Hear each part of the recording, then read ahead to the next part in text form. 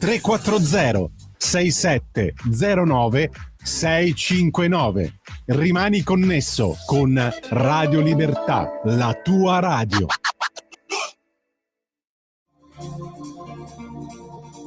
Va ora in onda Che giorno è?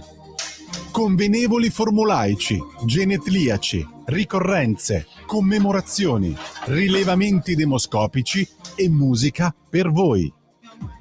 La verità è che sono cattivo, ma questo cambierà. Io cambierò. È l'ultima volta che faccio cose come questa. Metto la testa a posto, vado avanti, rigo dritto, scelgo la vita. Già adesso non vedo l'ora. Diventerò esattamente come voi. Il lavoro, la famiglia, il maxi televisore del cazzo, la lavatrice, la macchina, il CD e l'apriscatole elettrico. Buona salute, colesterolo basso, polizza vita, mutuo, prima casa, moda casual, valigie, salotto di 3 pezzi, fai da te, telequiz, schifezze della pancia, figli, a spasso del parco, orario d'ufficio, bravo a golf, l'auto lavata, tanti maglioni, Natale in famiglia, pensione privata, esenzione fiscale, tirando avanti, lontano dai guai, in attesa del giorno in cui morirai.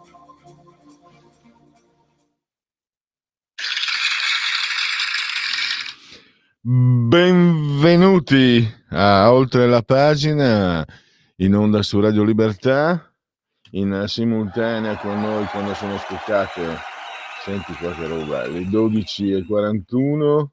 Noi siamo il grande Davide, assiso sulla tolla di comando in regia tecnica, e il sottoscritto. Ho detto Davide mi avvisa, guarda che ti mando in video, purtroppo, poi ho pensato no, è la notte di Halloween. È ancora un po' lontana la notte, sono appunto le 12:41 adesso, però io ci posso stare, ecco, guarda che roba, guarda che se te vedi un per strada così te c'è più paura, te fa impressione, anche perché io sono veramente io certe volte mi guardo allo specchio, cioè se mi vedo riflesso su una vetrata, ma perché io nella mia testa sono ancora come quando ero giovane, che pesavo 50 kg di meno, no? E quindi mi vedo diversamente. E una volta, pensa Davide, no? Ma ti giuro, è vera, un amico, ero a Udine, no? E lavoravo a Udine in quel periodo, e c'era proprio una grande vetrata scura, no? E gli faccio al mio amico, guarda quello lì, guarda che furlan, guarda che roba, guarda che mamma mia, ero io. Allora, bando agli scherzi, benvenuti in simultanea con noi che naturalmente siamo RPL, no, Radio Libertà, scusate, stavo pensando al passato, e vi dico subito che siamo con le temperature 24-25 interne, 20,3 esterne, è una splendida giornata d'autunno. Tra un po', di solito iniziava prima, ma tra un po' c'è il feuillage. Qui ci sono dei parchi splendidi a Milano, ma in tutta Italia, insomma dappertutto, e ci sono questi spettacoli di questo giallo, di quelle foglie, il feuillage, lo chiamano così sta più tono, però è bello, è personalmente forse la mia stagione preferita, il periodo dell'anno preferito. Oggi però ancora direi più di 20 gradi, 23, quindi tiepido, e non pensiamo purtroppo a quello che sta succedendo, cioè possiamo pensare a quello che vogliamo ovviamente, ma fa impressione quello che è successo a Valencia, spaventoso. Intanto noi prendiamo quello che viene, no? Come si dice, e oggi ci sono delle belle giornate. Anche qui a Milano, però ci sono state giornate in cui veramente c'era l'acqua alta per strada. Mai da non mettere, ovviamente, cioè, perché e naturalmente il pensiero va, noi non possiamo, si dice ai funerali, noi ci andiamo per congratularci con noi stessi per essere rimasti vivi, visto che domani è il giorno dei morti. È inutile, è chiaro che se non sei una persona orrenda non puoi che dispiacerti.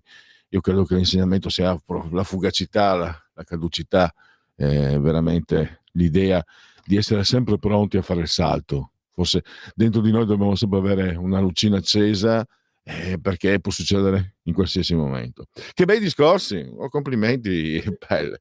Allora, 67, così la gente lì che ascolta, poi sono tutti ormai, anche i miei 37-38 hanno una certa, sono più anziani di me addirittura, no? Sentire questi bei discorsi, mamma, no, non essere blasfemo, mamma mia, sono lì che non vedo l'ora di sentirne anche altre. No dai, state lì, perché ci sono i genetriaci che sono sicuramente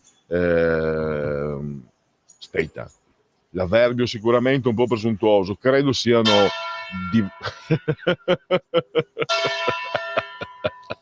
grande Dario, è un piacere lavorare con te. 67% l'umidità, 1025,9 millibar la pressione. Lo sapete che in questo spazio un nuovo formato, cioè formato grosso modo lo stesso, sono cambiati gli spazi e gli orari ovviamente.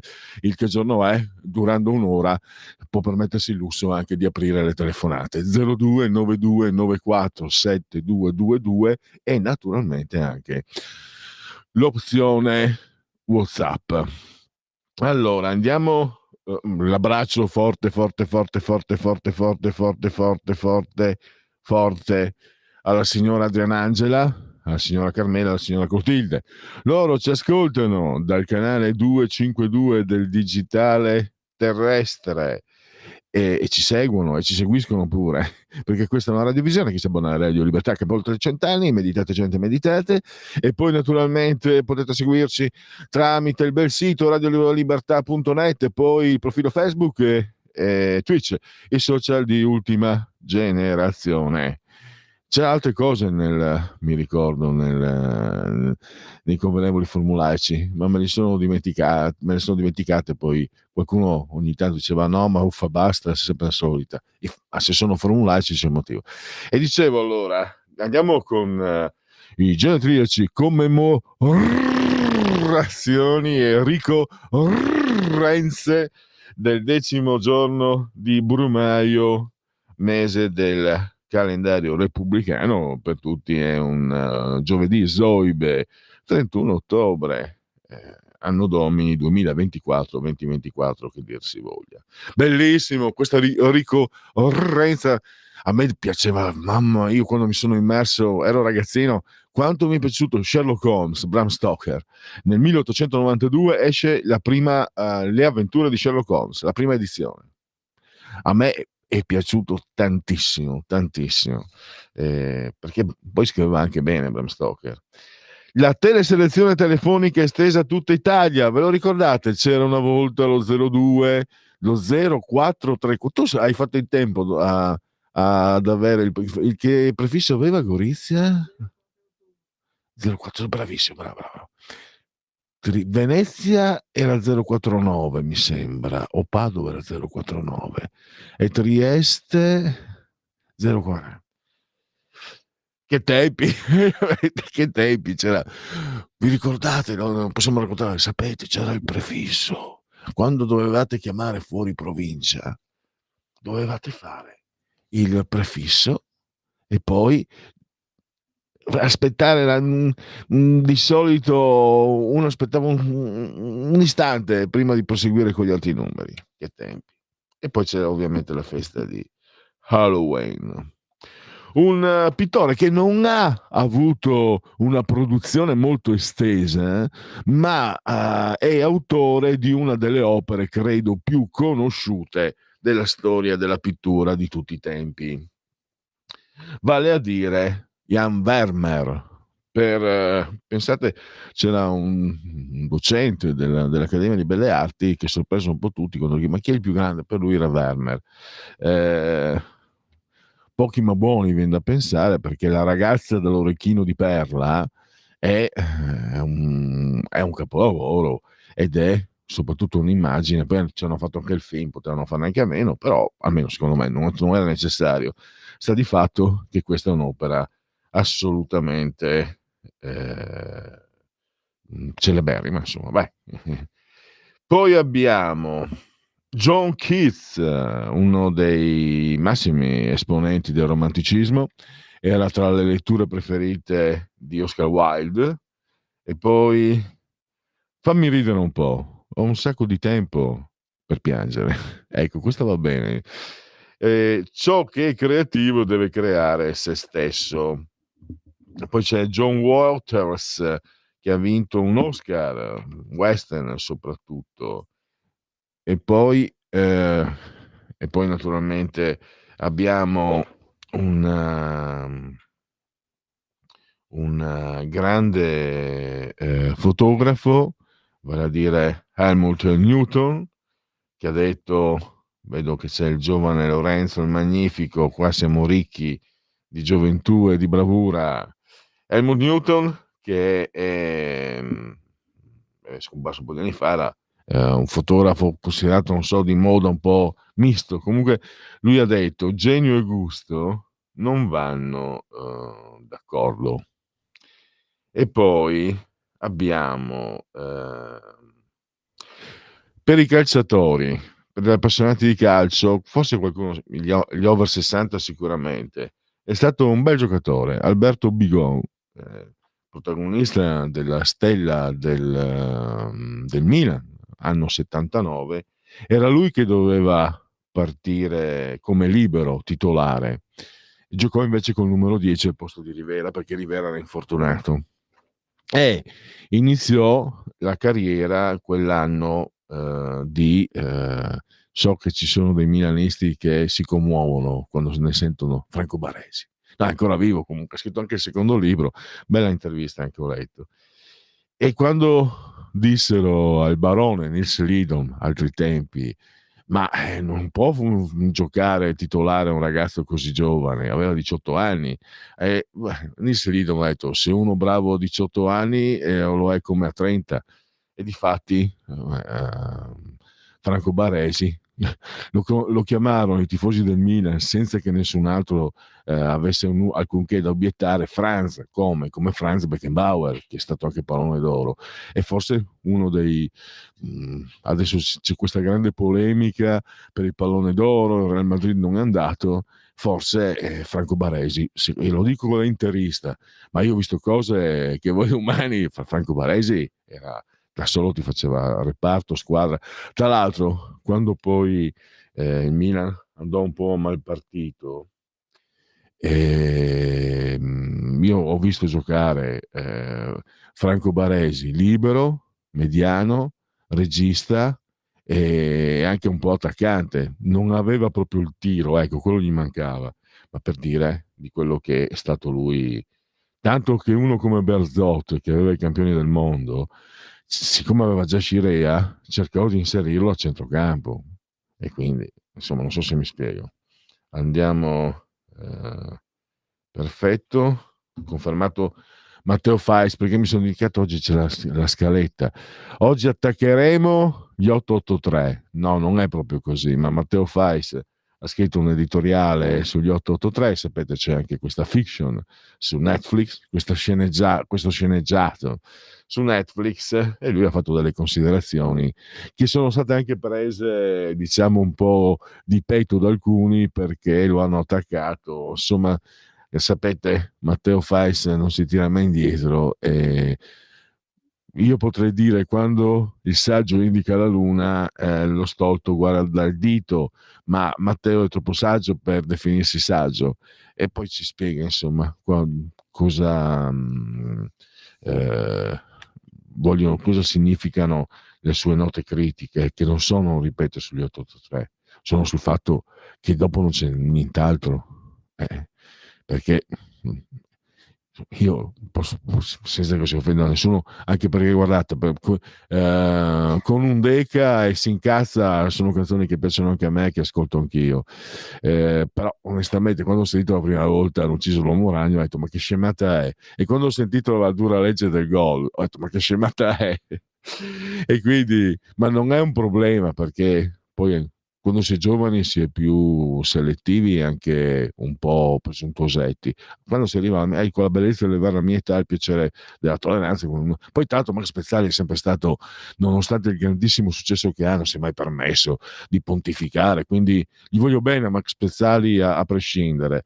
E però c'è un punto, quello che coglie secondo me molto bene Matteo Fais, è che dopo, cioè, è il meglio che c'è gli 883, ed è quello che preoccupa, non sono loro. Poi abbiamo Gasparri, il bellissimo Gasparri, E mi direte, ma Pellegrini, sei impazzito? Proprio tu che dici sempre che sei il cultore. Franco Gasparri. Le signore over 60, e forse anche over 50, più over 60, se lo ricordano sicuramente. Era un attore, era il divo dei fotoromanzi e poi interpretò al cinema la parte di Mark il poliziotto. Era un uomo di una bellezza stratosferica, forse il più bell'attore che il cinema italiano abbia espresso. Poi aveva un successo, poi con Mark il poliziotto, un successo enorme, e poi la sorte, come diceva prima Valencia, un incidente in moto lo ha paralizzato, è finito sulla sedia a rotelle e alla fine è morto a 53 anni. E poi celebriamo il Lariano Claudio Villa. Ma come? Claudio Villa, il Reuccio. No, c'è un altro Claudio Villa, omonimo, molto più giovane del vecchio Claudio Villa, che non canta ma per fortuna disegna. Per fortuna, perché è un autore di una bravura notevolissima, tant'è che è diventato il copertinista di Tex dopo Galettini. Cioè, non so se mi spiego. Per chi ama i fumetti, credo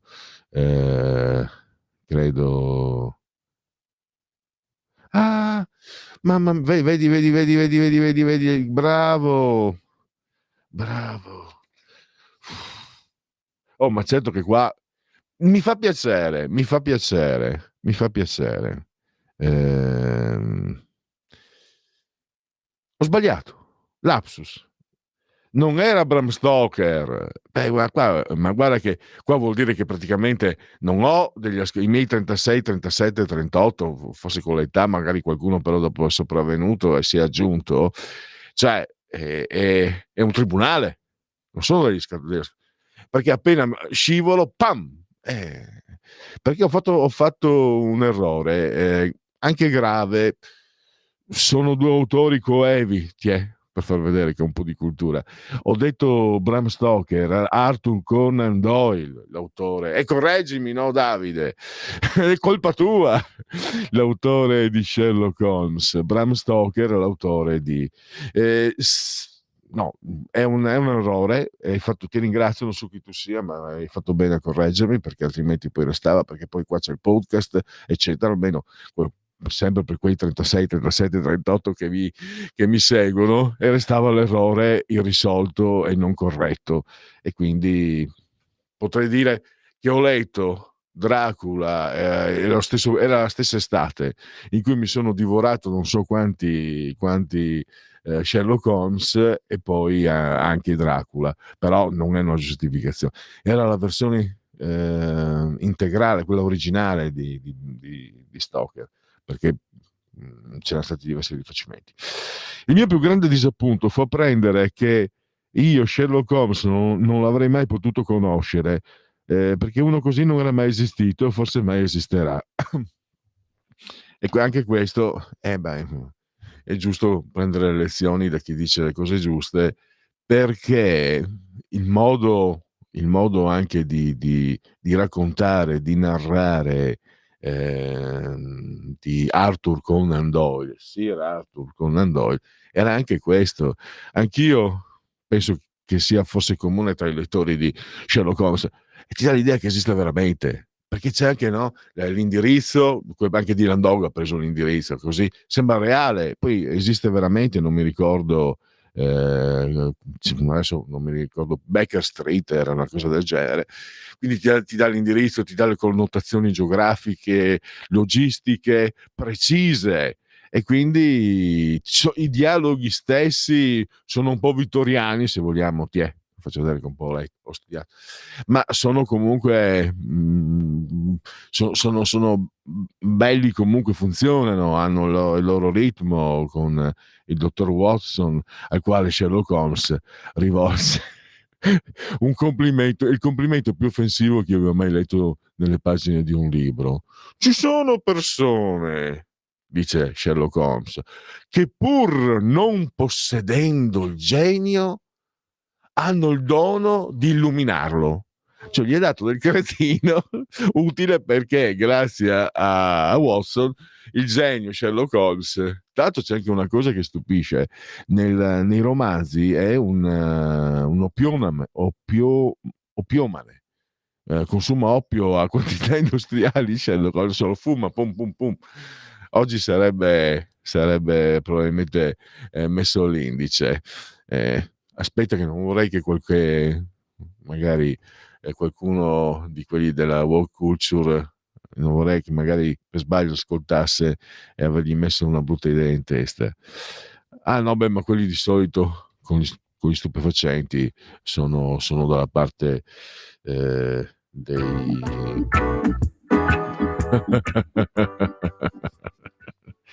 ma il Bob Marley era per le canne, queste cose qua. Dopo cominciamo a essere su cose pesanti. Ci fermiamo per qualche minuto e sai cosa fai? Ti chiedo, Davide, al volo, se me lo trovi, la canzone della moglie del soldato, cantata da Boy George. Se non sbaglio vinse anche l'Oscar quella canzone.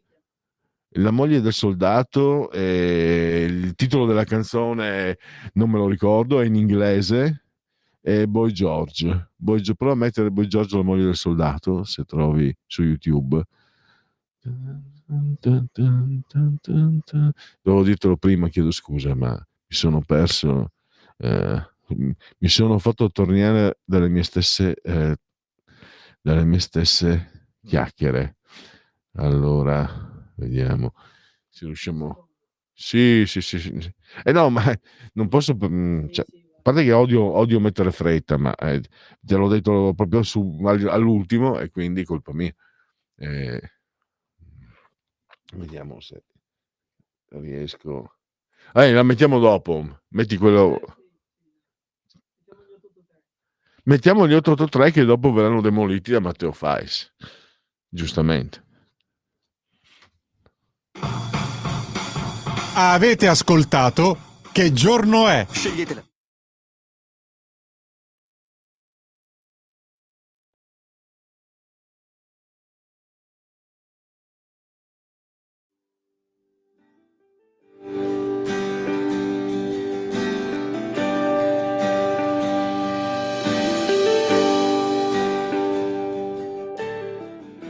Stessa storia, stesso posto, stesso bar. Stessa gente che viene dentro, consuma, poi va. Non lo so che faccio qui.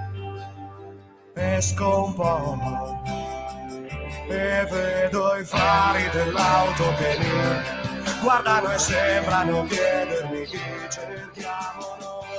Gli anni d'oro del grande real, gli anni di Happy Days e di Ralph, gli anni delle immense compagnie, gli anni in motorino sempre in due, gli anni di che belli erano i film, gli anni dei Roy Rogers come Jeeves, gli anni di qualsiasi cosa fai, gli anni del tranquillo, siamo qui noi, siamo qui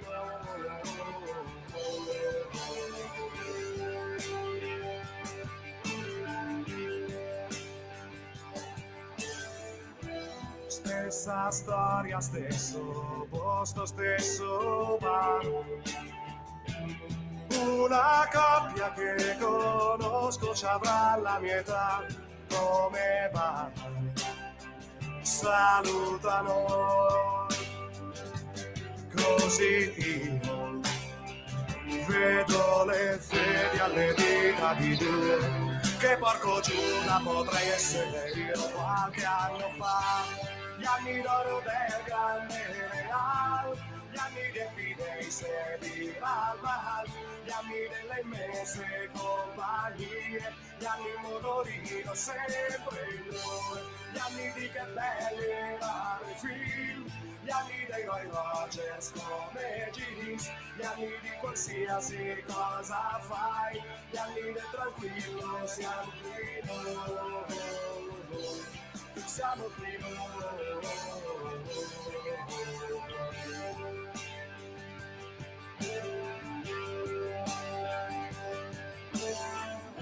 Stessa storia, stesso posto, stesso bar. Sta quasi chiudendo, poi me ne andrò a casa mia, solo lei davanti a me.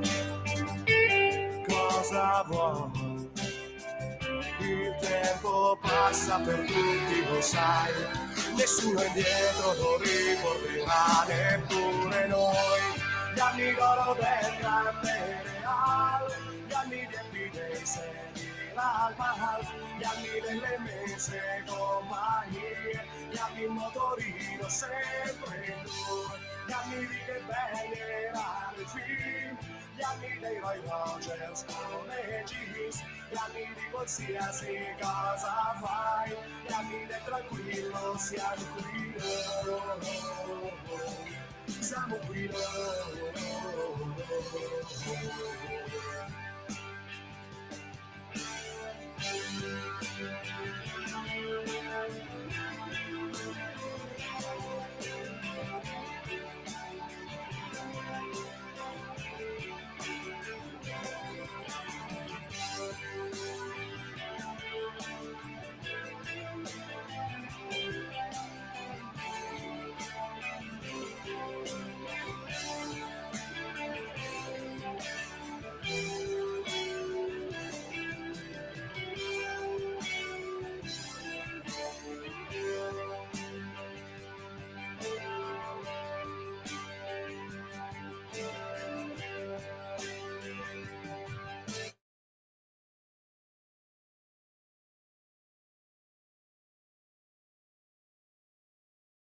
Allora, eccoci sempre su Radio Libertà, oltre la pagina con...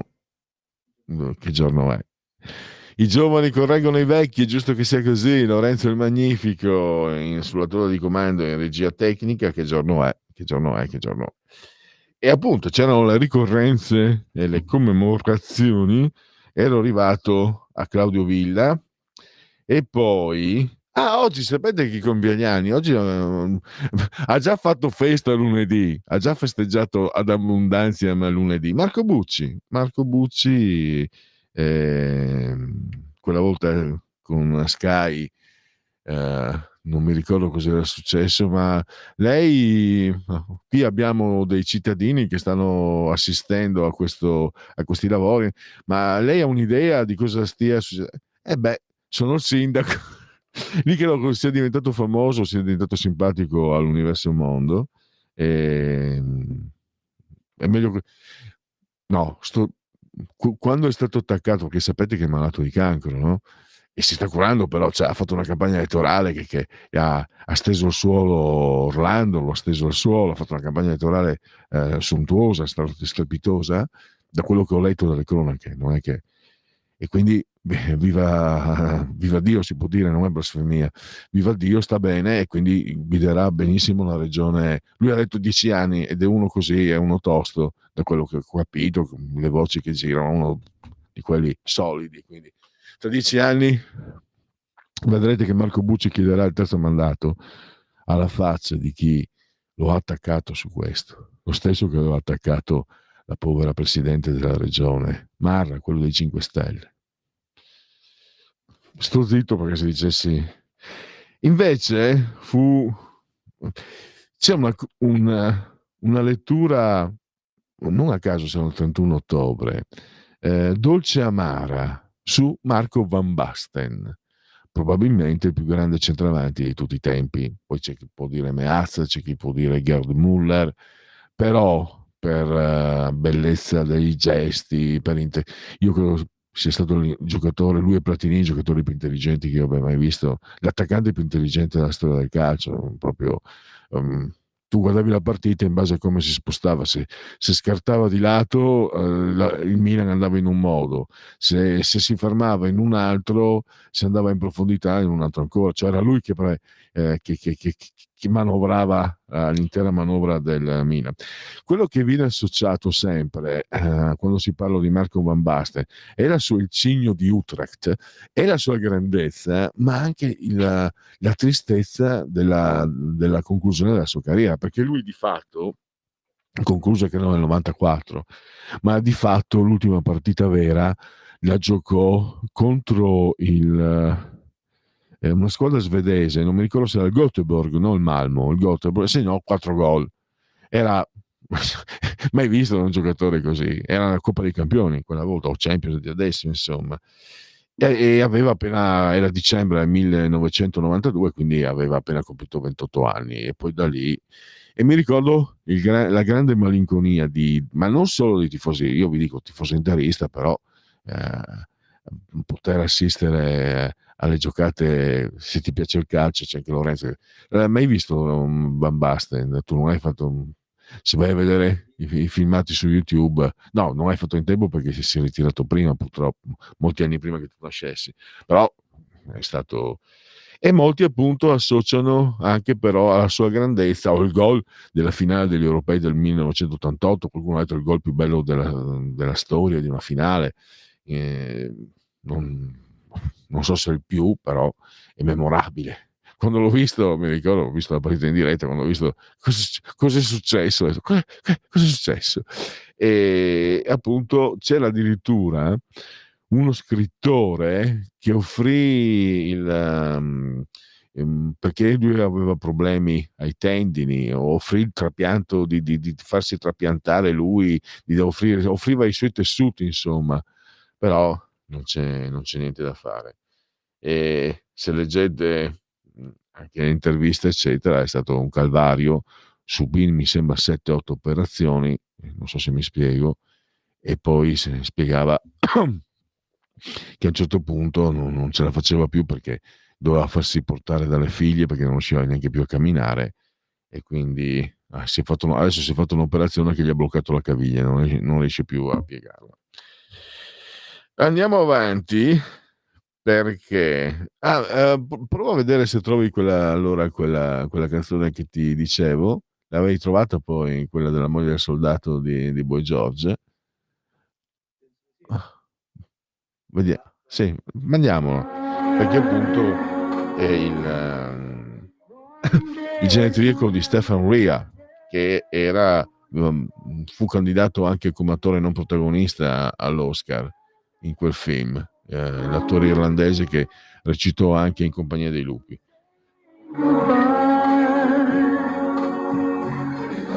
One day soon I'm gonna tell the moon about the crying and if he knows, maybe he'll explain wonder how.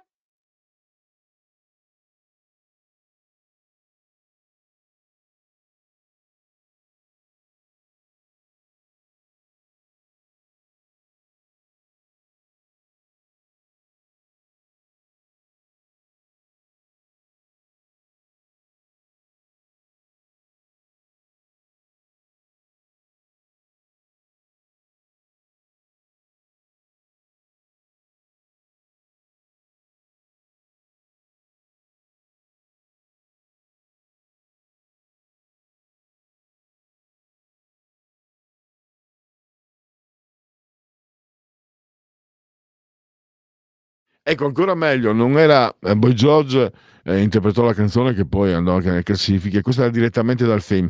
Credo che la cantasse la protagonista, qui ci addentriamo in un percorso, il film era del 92, adesso guardatevelo, lo vado a vedere subito, perché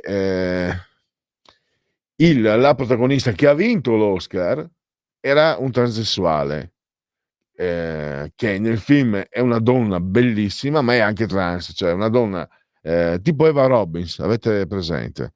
Eva Robbins credo che sia la donna più bella, una delle donne più belle che sia mai esistite, ma ha anche, diciamo, i dettagli, è dotata anche di dettagli. E lo stesso per la protagonista, che credo sia l'unico caso di Oscar assegnato per, a un transessuale, eccola qua, vi dico subito, 1992, ricordavo bene, vecchio ma non ancora inseminate del Dut, Dut inseminate. Allora, Neil Jordan, un regista che ha fatto, è stato autore di, anche di In compagnia dei lupi, irlandese. Poi a dire intervista col vampiro, che non ho mai visto perché non mi piace l'attore Tom Cruise. Non ha mantenuto forse le aspettative, perché sembrava davvero un regista sulla rampa di lancio, però ha fatto molte cose belle. La protagonista, il protagonista era Jay Davison Deal, e c'è anche un fantastico Forrest Whitaker che è davvero superlativo, e non lo ha vinto poi, no, non ha vinto era stata candidata ma non ha vinto. Jay Davison, appunto, candidata come miglior attore, ehm, anche non protagonista addirittura, vabbè. Eh, Poi non ha neanche più fatto film. L'attore statunitense naturalizzato britannico, padre ghanese, madre inglese. E andiamo avanti perché cambiamo. Mi piaceva questa atmosfera di malinconia, facciamo una cosa più scherzosa, e cerca Lorenzo la colonna sonora di Altrimenti ci arrabbiamo. Perché? Perché oggi è il genetriaco di una... Io non ho mai visto i suoi film perché, lo sapete, sono un pochino snob nel cinema, però sinceramente l'ho amato anch'io Bud Spencer. Come fai a non amare uno come Bud Spencer? Che era, non so io, 1,90, non so cosa. Tra l'altro, ho scoperto, ho scoperto, Carletto Pedersoli, o Pedersoli, era di origine bresciana. Non era... Allora, il papà era napoletano, ma di origine bresciana, e la mamma era di Chiari, provincia di Brescia. Quindi, amici bresciani, sappiate che Bud Spencer era napoletano, ovviamente, romano, perché poi è cresciuto a Roma, è vissuto anche in Brasile, insomma, però era anche uno di voi. L'hai trovato? Allora, ta-ta-tan, ta-ta-tan, tan. Vediamo un po' se è quella. Ecco lei.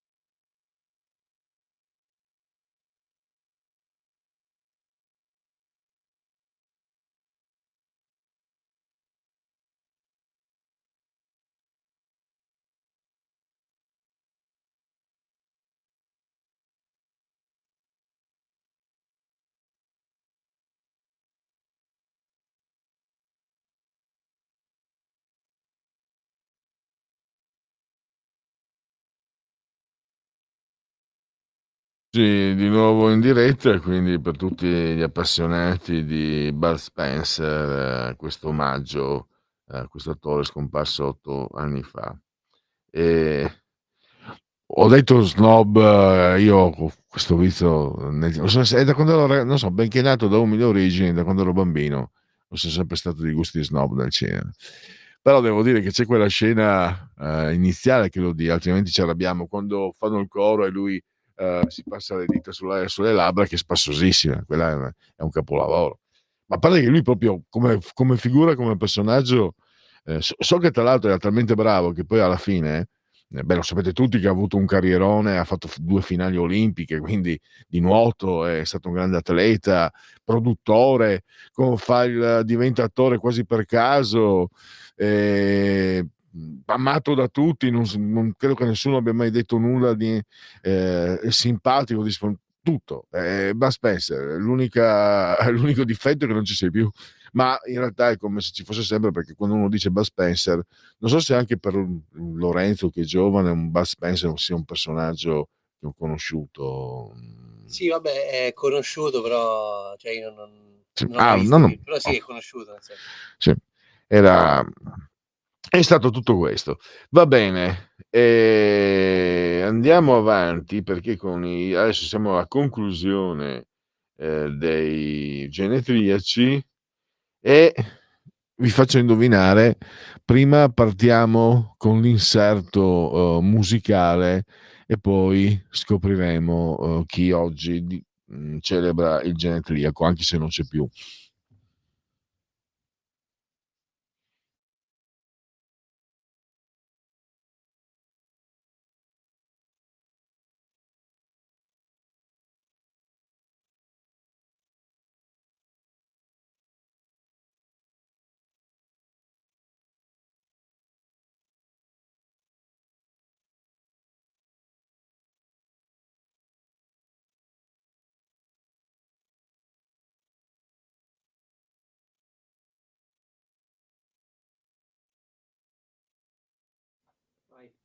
Eccoci, era Bonanza e lui era Michael Landon, era Little Joe, i Cartwright, vi ricordate?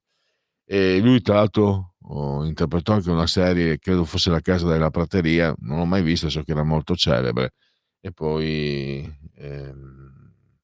è morto a 55 anni, nel 1991, Michael Landon, quindi.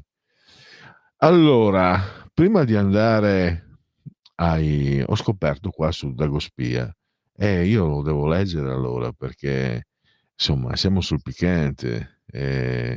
Ascolta Lorenzo che magari anche tu puoi, anzi tu sei giovane, potrebbe veramente interessarti, potrebbe esserci qualche informazione interessante nel tuo privé.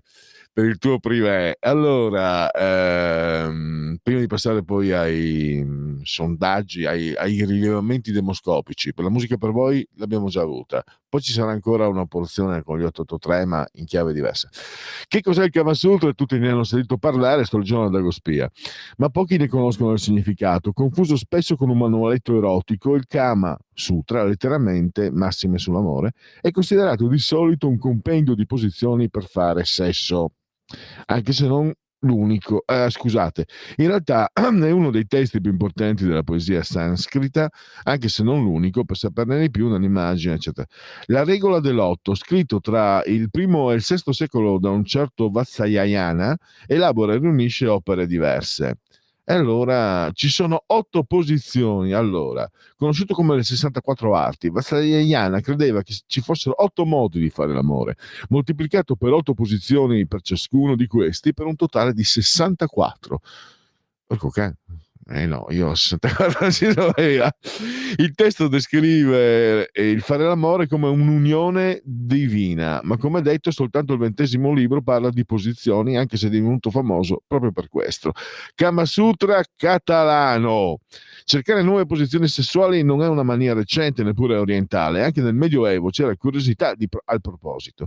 Speculum al Foder è un testo catalano del XV secolo dedicato proprio alle posizioni sessuali, a volte tradotto come lo specchio di coitus.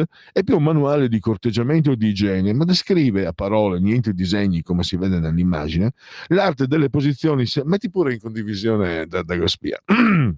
Magari imparate, che magari sapete già tutto, probabilmente saprete già tutto, io no. E qui, oddio, ormai a mia età, vabbè, diciamo, si può comunque, non si sa mai, a volte tradotto come lo specchio, l'arte delle posizioni sessuali, come farà poi nel Rinascimento De Omnibus Veneris, noto come i modi o le 16 posizioni. Posizione antica, ancora prima le posizioni sessuali erano state materia del trattato di Greca Elefantide, V secolo. E allora andiamo avanti. Svetonio apprezzava l'arte erotica al punto di aver esposto in camera da letto un dipinto che rappresentava Atalanta e Meneagro impegnati in un rapporto orale. Shakespeare, La bestia a due schiene. La posizione del missionario, lui sopra, lei sotto, nella variante eterosessuale, ha molti nomi, tra cui la matrimoniale e la English American. Shakespeare nell'Otello la indica metaforicamente come la bestia con due schiene. È la posizione più praticata nel mondo, sebbene gli Zulu la giudichino volgare e sconveniente, mentre per i Santale, gli abitanti di Bali, sia goffa e poco pratica. Ma poi perché la posizione del missionario si chiama così? Secondo l'antropologo Malinowski, che è anche il nome di un giocatore che militava nell'Atalanta, questa posizione sessuale fu chiamata così nel 1700 dagli aborigeni dell'isola Trobriand nella Melanese occidentale a est della Nuova Guinea. Era infatti la posizione praticata dai missionari che, sbarcati nell'arcipelago per convertire gli indigeni, si prendevano qualche libertà con le loro fanciulle. I locali guardavano questo modo di accoppiarsi con curiosità e stupore, perché originale e diverso da quello in uso: donna accovacciata davanti, uomo dietro, ispirato agli animali. Secondo un'altra versione, questa posizione fu imposta dai missionari, i quali non praticavano, per carità, agli indigeni per motivi di origine religiosa. La posizione faccia a faccia sarebbe stata ritenuta l'unica adatta ai rapporti tra i membri del genere umano, in grado di rafforzare la monogamia e anche la migliore per la fecondazione. Sì, questa credo sia, in base a mie letture antiche, la fecondazione, la posizione del missionario mi sembra favorisca la fecondazione, mentre per esempio quella diciamo del retro, c'è il rischio della fuoriuscita dello sperma, per cui la fecondazione nell'essere umano, così avevo letto, poi ripeto, la posizione da dietro, la pecorina o doggy style per gli anglosassoni, è anche un nome latino: coitus more ferarum, coito come le fiere. Nel Kama Sutra invece è nota come l'unione della mucca. Secondo è la migliore per chi soffre di mal di schiena, a patto di fare forza nelle anche. Quante ce ne sono? Secondo l'inglese Comfort, autore della Gioia del sesso, ce ne sono 600 di possibili posizioni, anche se, come ammise, spesso le coppie cominciano a provarle tutte, ma quasi inevitabilmente finiscono con l'usarne sempre una o due. Sperimentare fa bene. Quali posizioni erano considerate lecite nel Medioevo? L'unica realmente era quella accettata, tollerata, era quella del missionario, mentre tutte le altre venivano bollate come immorali. Esiste un Kama Sutra delle scimmie, addirittura. Diversi studi sul comportamento sessuale rivelano infatti che alcuni praticano di Kama Sutra. In pratica, durante l'accoppiamento, le scimmie non ricorrono esclusivamente alla posizione più classica, quella in cui la femmina resta ferma in segnale di invito e il maschio la monta da tergo. In particolare, gibboni siamango e gorilla in cattività praticano anche la posizione del missionario. Va bene, allora i sondaggi e i sondaggetti li leggiamo dopo, perché tra poco andiamo a sparlare degli 883. Papiri erotici. Non sono noti manuali sessuali nell'antico Egitto, ma esistono vari papiri dedicati al sesso. Il più noto è il papiro erotico, databile attorno al 1150 a.C., oggi conservato al Museo Egizio di Torino. In esso sono raffigurati un uomo e una donna che, aggrovigliati in posizioni sessuali al limite dell'acrobatico, svelano dettagli piccanti sulle abitudini dell'antico popolo egizio in camera da letto. Quindi, birichini, io vi ho dato l'input per stanotte, tra l'altro abbiamo sentito la dottoressa Giuliani lunedì dire proprio, spiegarci come il travestirsi, insomma, Halloween sia particolarmente, diciamo, stimoli il desiderio. Mi fermo lì perché 12:30, no, 13:30, mi fermo in tempo. A tra poco con gli 8-3. Avete ascoltato Hai visto chi è Che entrato? giorno è? Scegliete la vita. Scegliete un lavoro. Scegliete una carriera. Scegliete la famiglia. Scegliete un maxi televisore del cazzo. Scegliete lavatrici, macchine, lettori CD e apriscatole elettrici. In quanti ti promettono trasparenza, ma alla fine ti ritrovi sempre con la bocca chiusa e non puoi dire quello che pensi. Radio Libertà non ha filtri né censure, ascolta la gente e parla come la gente. Stai ascoltando Radio Libertà, la tua voce libera, senza filtri né censure, la tua radio.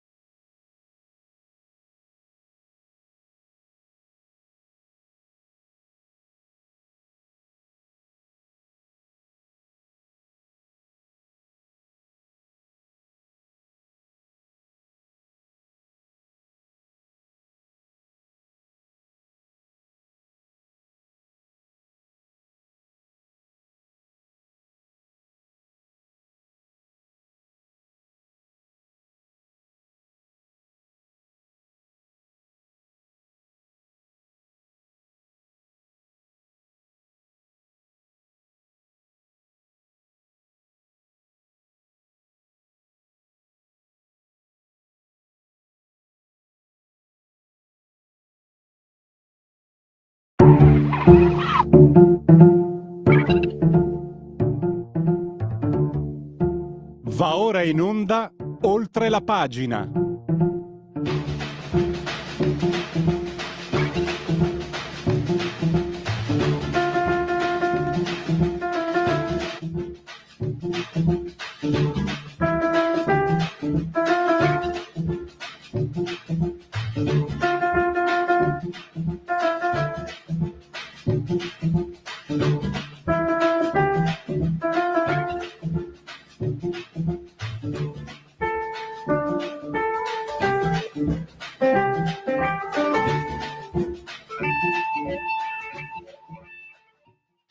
Eccoci, anzi, ecchi c'è. Allora, con Matteo Fais parliamo di 883. In realtà non parliamo di 883 perché io ve l'ho detto, quando il saggio parla, lo stolto indica la luna. Siccome Matteo è molto saggio, evita di ritenersi un saggio, però le sue considerazioni sono sagge, perché ve l'ho detto. Intanto vi ho detto che, certo che gli 883 non sono tra i miei preferiti, sì, vi ho detto, si incazza per con un Deca, tutto sommato le sentivo anch'io. Ho un grandissimo rispetto per Max Pezzali, perché è uno che ha gestito un successo enorme senza rompere i sacrosanti a nessuno, i cabississi a nessuno, quindi grande rispetto. Però c'è questo punto, che quando la prima volta che ho sentito hanno ucciso l'uomo ragno, sapete che ve l'ho detto, ma cos'è sta scemata? Poi quando ho sentito la dura legge del gol, ancora di più, ma cos'è sta scemata? È libertà di critica. Qual è il punto?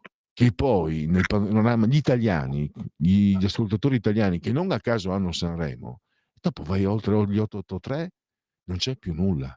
È una cosa molto significativa che scrive Matteo, il detonatore.it, il suo giornale online, e che agli italiani il meglio non interessa, o perlomeno non interessa più, perché poi se vai a vedere il cinema, ma noi restiamo sulla musica. Se ci fosse altro oltre gli 883, non staremo a parlare degli 883 nei termini in cui, tra l'altro, Matteo giustamente ne parla perché sono al centro dell'attenzione, grazie anche allo sceneggiato in onda su Netflix. Facciamo anche pubblicità. Netflix vuole darci Su l'obolo per Sky, questa pubblicità. attenzione su Sky? Sky. Va perfetto, quindi ho fatto pubblicità, facciamo 2 volte Sky e Netflix, se volete darci l'obolo è sempre ben arrivato. Comunque grande successo, ascolti eccetera eccetera. Le chiamano fiction, ma io sono rimasto legato al vecchio sceneggiato di un tempo.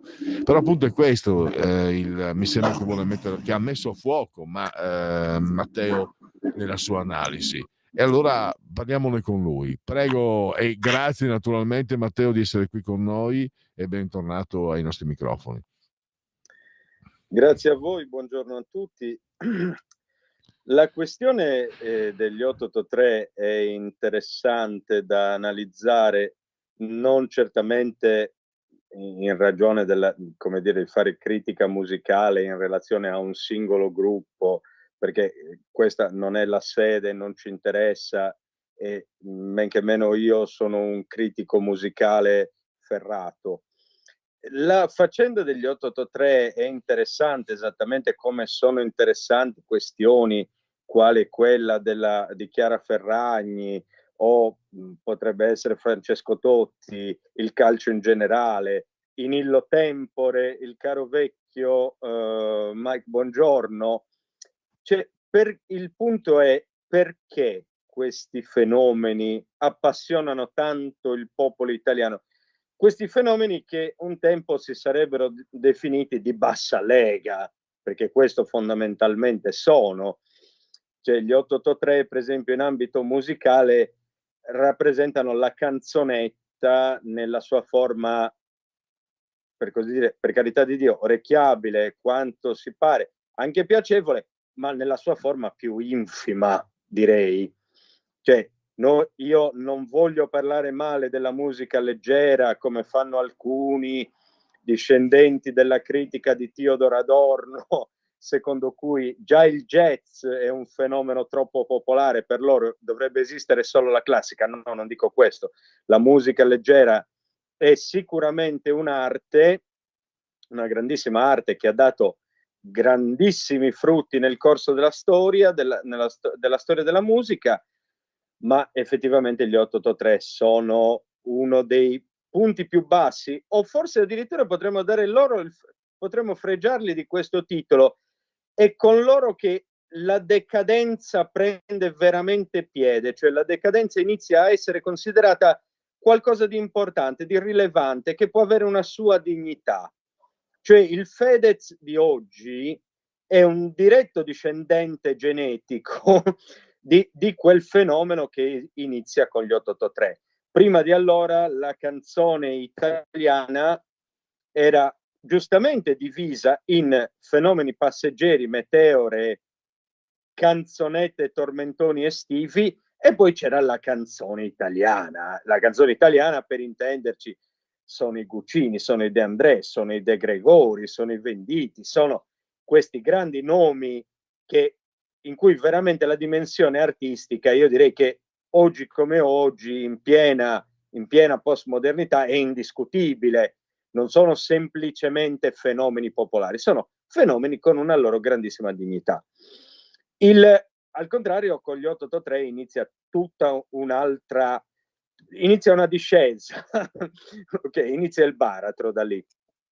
Ma gli 883, ripeto, a livello di industria culturale si situano parallelamente a tanti altri fenomeni come quelli che ho citato, la Ferragni, Mike Bongiorno e via dicendo. Il punto era perché? Perché gli italiani si appassionano e danno tanto credito a soggetti del genere. È questo che francamente, personalmente mi inquieta profondamente. Il problema, infatti, come specifico nel pezzo di oggi, che è il seguito di quello a cui facciamo riferimento, rispondendo a molte critiche che mi sono arrivate dai lettori, è proprio questo. Il mio problema non sono gli 883, il mio problema non è il fatto che vi sia da parte dell'industria culturale la proposta di prodotti leggeri, leggerissimi, light, praticamente impalpabili, direi. Il mio problema non è questo, veramente. Il mio problema è che tutto ciò che è leggerezza, che tale da sfiorare il nulla, diventa più importante di tutto il resto. Il mio problema è che i B-movies con Alvaro Vitali e Lino Banfi, che pure sono grandiosi nel loro genere, sono addirittura, oserei dire, quelli sì geniali, poi sostituiscono nell'immaginario di tanti italiani invece tutta una cinematografia che ha un suo valore, una sua portata e che è riconosciuta universalmente anche all'estero. È questo che mi preoccupa. Io, per giungere al nucleo della mia tesi, direi questo. Il mio problema è che gli italiani non sanno valorizzare e non vogliono riconoscere ciò che di grandioso hanno fatto, no? Sul Colosseo quadrato sta scritto un popolo di santi, poeti, navigatori, inventori, scopritori, trasmigratori, c'è di tutto, ok? E siamo stati veramente un popolo di questo tipo e abbiamo ancora tantissimo, secondo me, da dare. Il problema è che chi dà qualcosa a questo paese, a questa nazione, non viene considerato dagli italiani, d'accordo? Per gli italiani, se vali qualcosa, tu non vali un cazzo, detto in termini brutali. Vali solo se produci qualcosa che è a misura della loro generalizzata ignoranza, del loro gusto infimo. In quel caso tu vali, riempi gli stadi, vieni riconosciuto, hai un seguito. Ci sono tantissime band in Italia che hanno, penso anche fra i recentissimi, i Kaufman, che hanno prodotto dei pezzi encomiabili, o se torniamo indietro di qualche anno, fra i citati negli articoli, per esempio, ci sono gli After Hours di Manuel Agnelli, che noi adesso conosciamo come ridotto al miserabile ruolo di giudice X Factor, ma Manuel Agnelli, non guardatelo adesso, non guardate quel patetico signore di mezza età che fa la marchetta, chiedo scusa ovviamente ai marchettari. Non No, guardate chiedi scusa ai signori di mezza età. Chiedi scusa ai signori di mezza età. Ecco, non guardate a quell'uomo Giovinastro. Non guardate a quell'uomo lì, guardate a quel grande poeta della canzone italiana che Manuel Agnelli è stato quando era il leader degli After Hours. Eppure gli After Hours non hanno neanche un decimo del seguito che tutt'oggi hanno gli 883. Io trovo davvero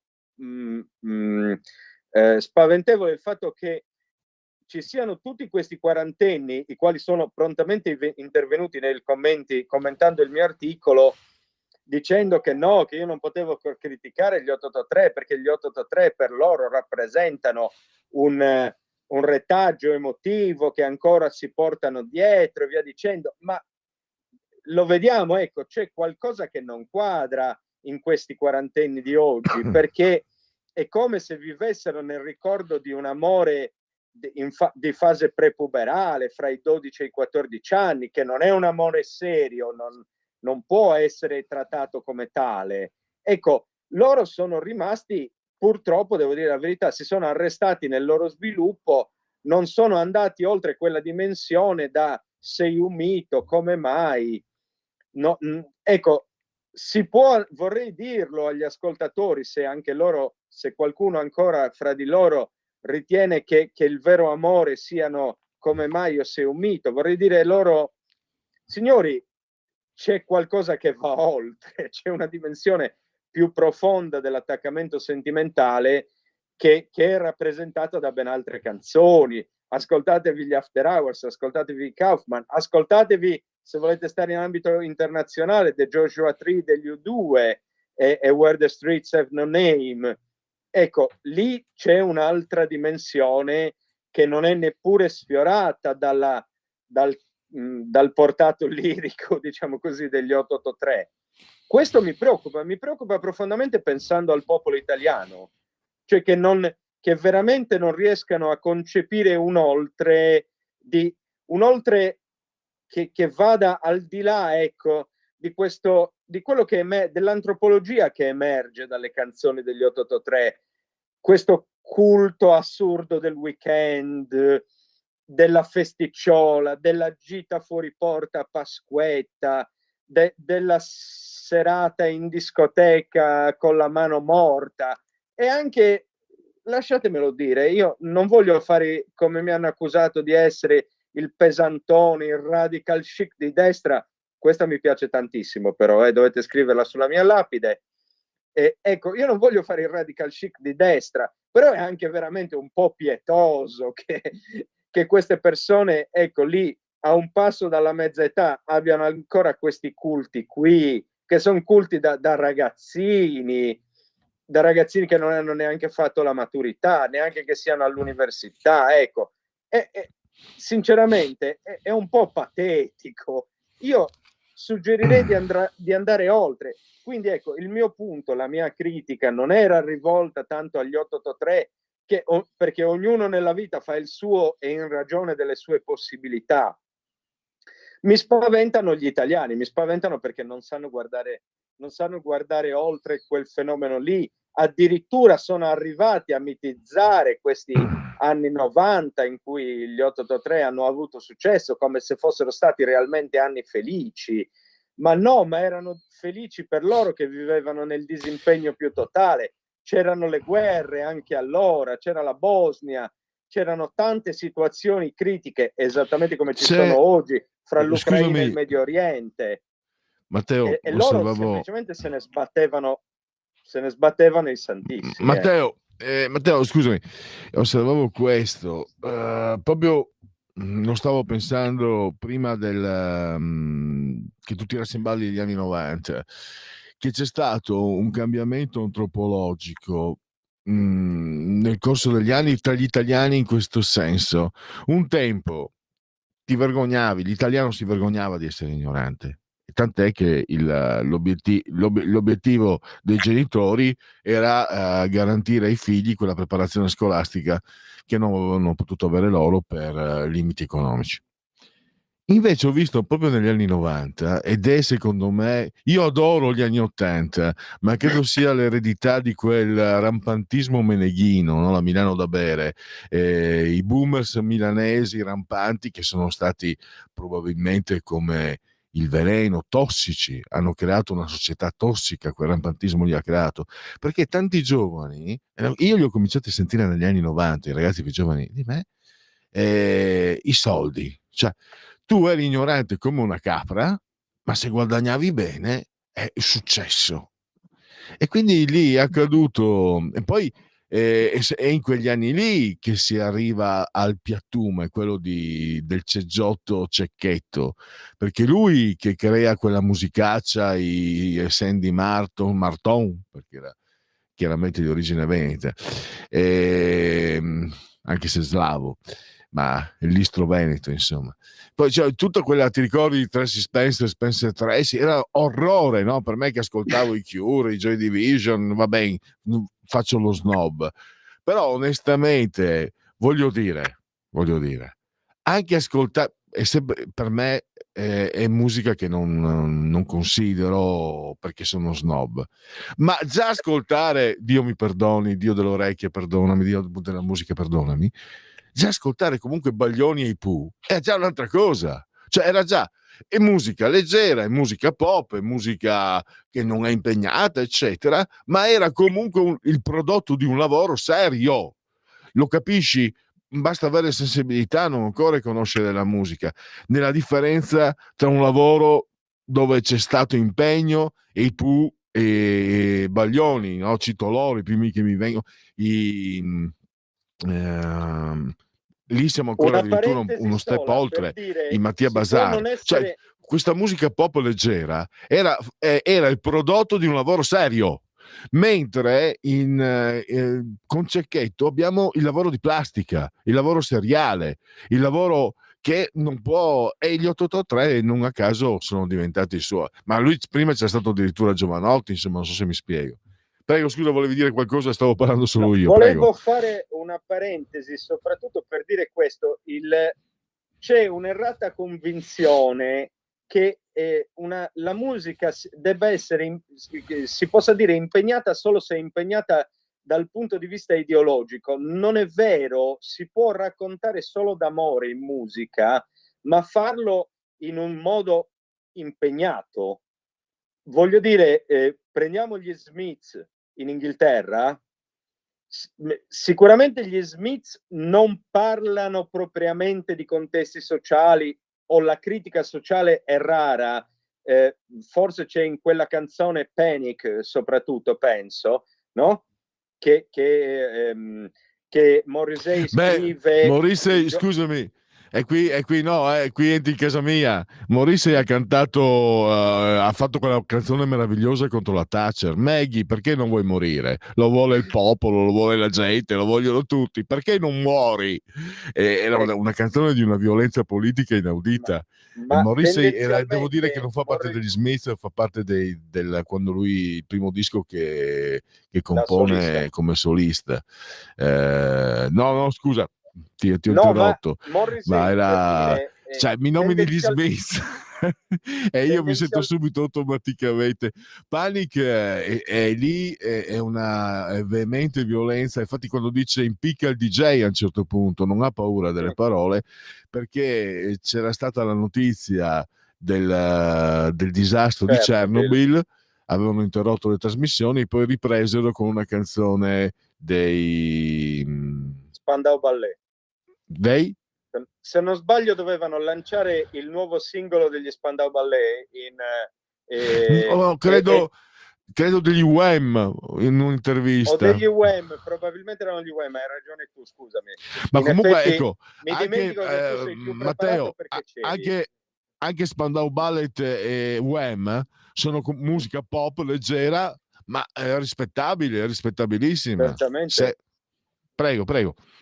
No, ecco, assolutamente. Io infatti ho citato quella canzone lì, Panic, che è l'unica in cui che ricordi fra le più famose degli Smiths, in cui effettivamente anche la dimensione sociale entra prepotentemente in gioco, ma per quel che riguarda tutto il resto della loro produzione, comunque sia, non è che si possano considerare leggeri o disimpegnati. Quando Morrissey canta d'amore, lo fa in un modo profondo, coinvolgente. La sua idea del sentimento è di un'altra natura. Basterebbe ascoltare la più famosa, There is a light that never goes out, cioè c'è una luce che non si spegne mai, e lui parla di morire a fianco alla persona amata, no? Essendo investiti, travolti da double decker bus, cioè che sarebbe l'autobus a 2 piani, no? Lì in Inghilterra. Non è una cosa da poco, non è un'immagine significante vedere tutti quei giovani che ai suoi concerti, come dire, cantano del piacere di morire investiti da quest'autobus a fianco alla persona che si ama. Ma difatti, Matteo, hai centrato, come sempre, perché questo è il punto. Io ho letto, ogni volta che vedo un articolo su Morrissey, pam, ho letto recentemente che in Inghilterra Morrissey ha fatto polemiche perché si è messo contro l'Islam, eccetera, ma lo considerano patrimonio nazionale. Cioè, gli attribuiscono non solo autorevolezza, ma anche popolarità. Ecco, in Italia Morrissey non c'è Max Pezzali, con tutta la simpatia che ho, cioè, è proprio simpatico, si vede che è una brava persona, però non è Morrissey, ecco, o comunque non ha fatto le cose che ha fatto Morrissey. Ma per il semplice motivo che, come vedi, noi non abbiamo mai dei soggetti di un certo spessore. Non è un caso che noi abbiamo tanti comici, ma non abbiamo un comico come Woody Allen. Perché? Perché, come a livello musicale, da noi è esaltato unicamente il disimpegno più totale. Woody Allen fa ridere, ma non è disimpegnato di qualunque argomento lui tratti. A noi interessa invece il disimpegno, ci interessa la comicità da piazza di paese dove si fa la battutaccia per il signore pingue o calvo che passa, ma non ci interessa quella comicità più strutturata, più sopraffina, che è quella di un Woody Allen in America. Esattamente come invece che avere gli Smiths, noi abbiamo gli 883, perché non ci interessa la canzone d'amore, la canzone sentimentale che abbia un sostrato, un portato di una certa natura. Ci interessa invece una canzonetta d'amore disimpegnata, che racconti l'amore come lo può vivere un ragazzino, ma noi non possiamo, superata una certa età, prendere sul serio i sentimenti di un ragazzino. Gli diamo la loro importanza nell'economia di una vita giovane, ma superata una certa fascia di età anagrafica, inevitabilmente tendiamo a pensare, vabbè, ma quei sentimenti servivano solo come servivano solo per tarare l'uomo, per portarlo alla sua costruzione interiore ed emotiva, ma non li prendiamo più sul serio, giustamente. Ecco, io direi che a livello artistico noi siamo fermi a una fase dello sviluppo, cioè, sapete che Freud, come dire, aveva delineato le varie fasi, fase anale, fase orale, fase non mi ricordo neanche più.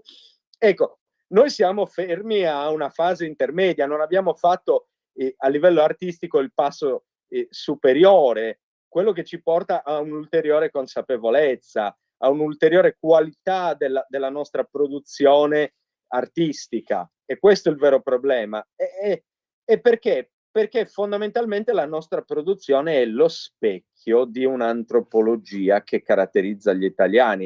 E io non lo dico davvero per fare lo snob, lo dico perché sono sinceramente preoccupato anche perché noi non viviamo più in un'Italia di 80 anni fa, in cui effettivamente c'era un analfabetismo diffuso, per cui si poteva anche accettare che oggi come oggi noi le persone li mandiamo tutti a scuola, ok, anche il più miserabile ha giustamente diritto a un'istruzione, ma di un'istruzione di cui non si avvale, che è quello che dicevi tu poc'anzi, d'accordo? Un tempo uno si vergognava di essere ignorante, oggi pare che a essere ignoranti se ne possa fare anche una bandiera, e questo è tragico, Difatti, signori miei, è tragico.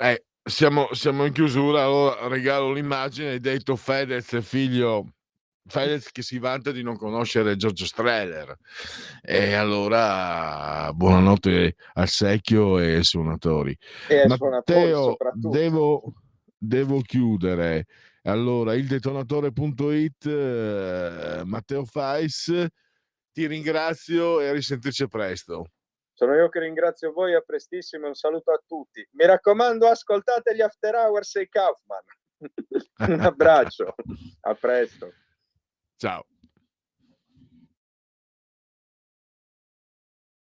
Sempre più liberi con la tua radio è il nuovo sito che mette in prima pagina opinioni, firme, notizie, uno sguardo nuovo e originale sui fatti che ci circondano. Il nuovo quotidiano online, semplicemente radiolibertà.net.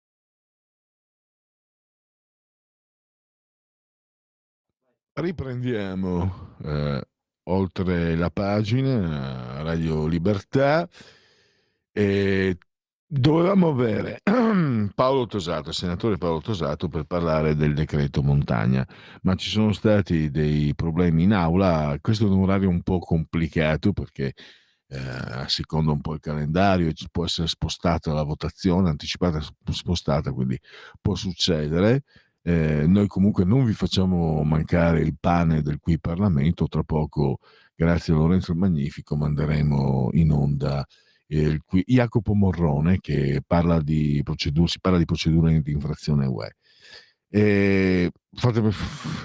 Siccome qui io vedo due interventi, allora sarà capitato anche a voi di avere una musica in testa. Allora, l'ascoltatore che prima mi ha colto in fallo, poi vedo che insomma siamo comunque sulla stessa lunghezza d'onda. Cure, Joy Division, splendidi gusti musicali, ma allora infilateli qua e là di straforo nel palinsesto. Siamo pure in periodo propizio. Allora, intanto per fortuna esistono anche le persone come questo ascoltatore come me che ascoltano Cure e Joy Division.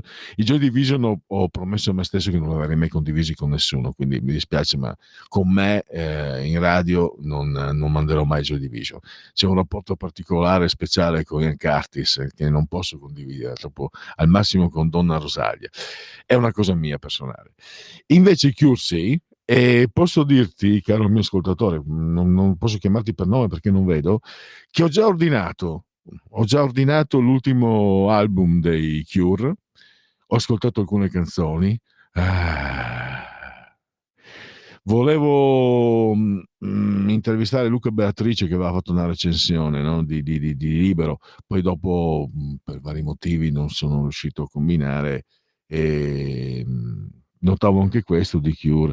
Quando i Cure pubblicano il loro ultimo album, era il 2004, ma a me era piaciuto tantissimo, non avevo letto nessuna recensione, ma poi le ho lette successivamente, una peggio dell'altra. Che schifo i Cure, è meglio che smettano, eccetera.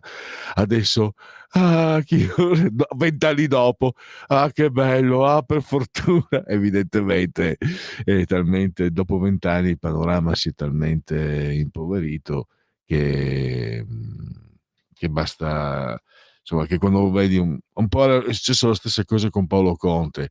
Gli ultimi album di Paolo Conte, a parte l'ultimo, erano scarsi, erano album scadenti, a parte l'ultimo, però le recensioni perché ti affezioni, perché non c'è altro, perché per fortuna che ci sono almeno questi. Allora, Luca da Brescia, i na na na na. Bravo Luca, mi hai colto non conosco. Se ti piacciono i Cure non possono non piacerti i na na na na. Prova a vedere se esiste questo na na na na, perché questo è una sfida a Luca con la K.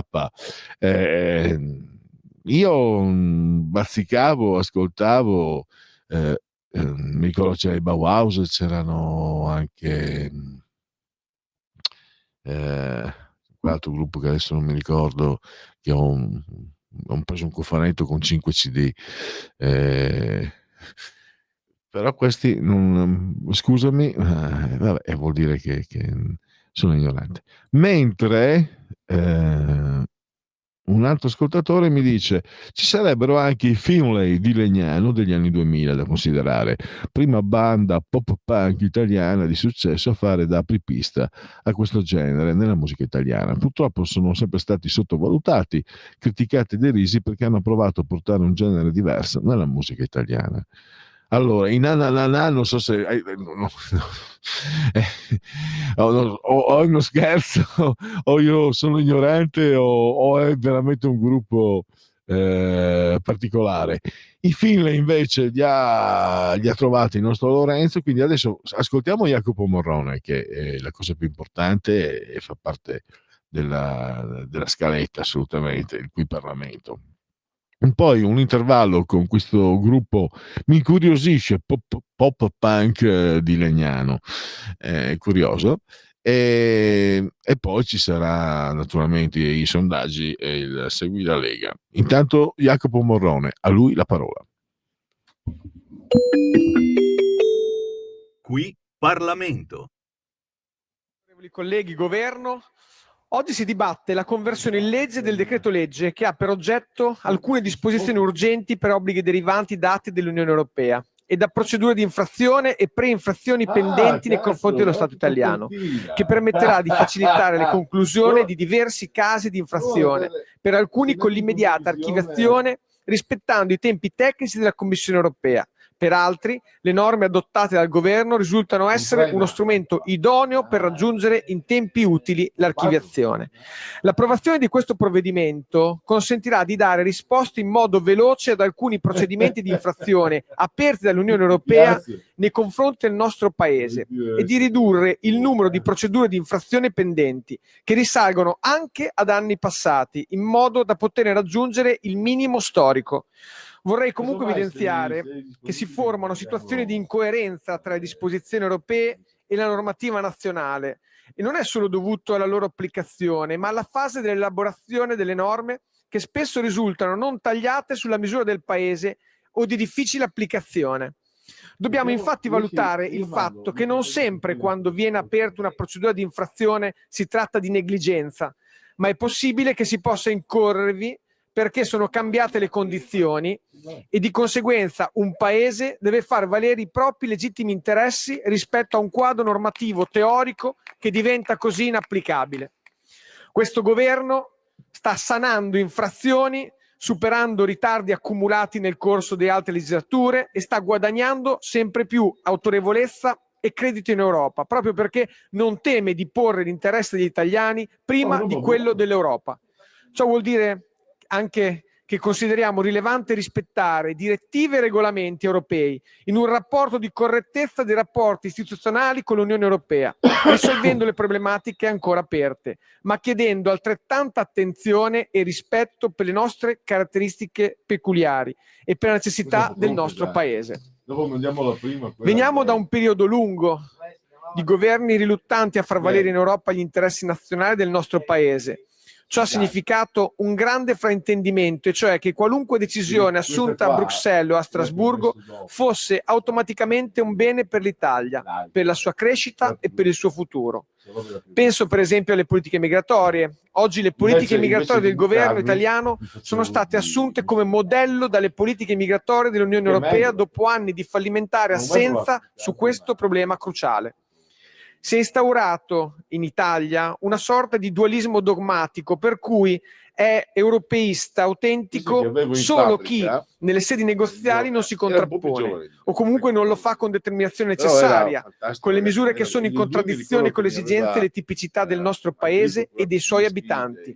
Al contrario, si può essere europeisti mantenendo la libertà, mantenendo la sovranità, riorientando le politiche europee in modo che non trascendano dalle proprie competenze e che producono regolamentazioni che tengano conto degli interessi di alcuni Stati membri più che di altri.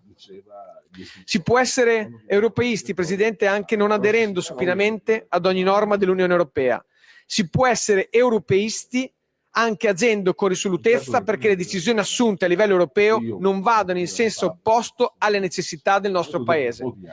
C'è molto da riflettere, infatti, sui motivi che hanno ingenerato in certi casi ritardi e inadempienze e che hanno poi dato origine a procedure di infrazione o di precontenzioso da parte della Commissione europea.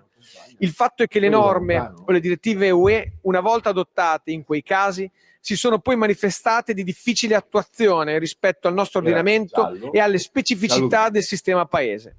È vero tuttavia che se oggi c'è un governo che mette in primo piano l'interesse nazionale e intende negoziare per ottenere attenzione, condivisione ed eventuali modifiche in sede di contrattazione, altrettanto lo stesso governo si pone positivamente di fronte alla necessità di adeguarsi a normative europee in vigore, come intende fare con questo decreto, che, ripeto, punta ad agevolare la chiusura di ben 15 procedure di infrazione e un caso pilota UE.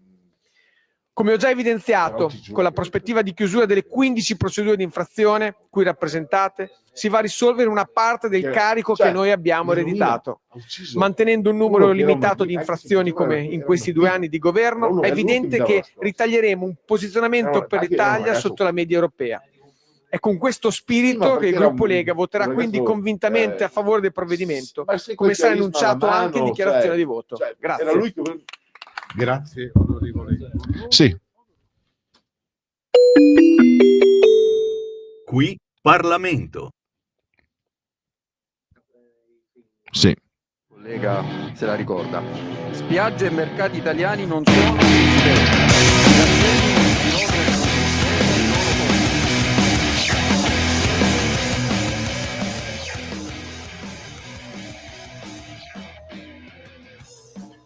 Il peso di un'attesa che non finisce mai, il peso sopravvalutato di un ricordo, il peso di un amico che amico non è più, il peso di quel peso che mi porto addosso.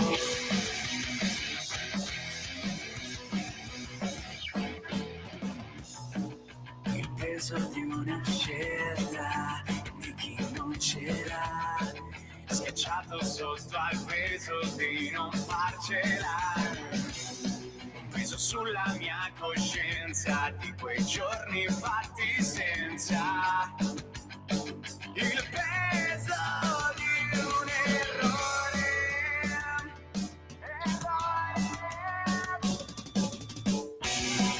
Puoi stringere più forte, tirare quanto vuoi, ma non potrai più soffocare le mie ali.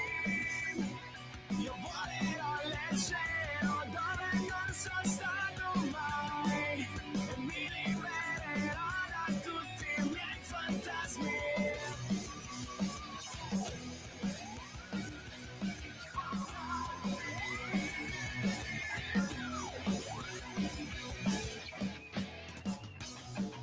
Il peso di una maschera, di quello che non ho, il peso di uno sguardo pronto per sparare, parole come lame, parole a cui non diamo il giusto peso, parole che diventano paure.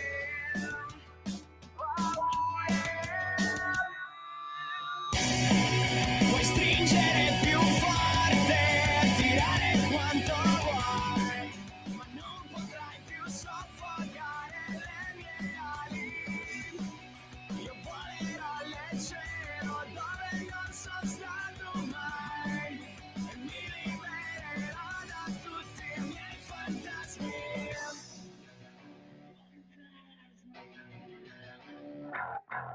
Odio questa merda che mi tiene a terra, odio questa merda che mi tiene a terra, odio questa merda che mi tiene a terra, odio questa merda che mi tiene a terra, odio questa merda che mi tiene a terra, odio questa merda che mi tiene a terra.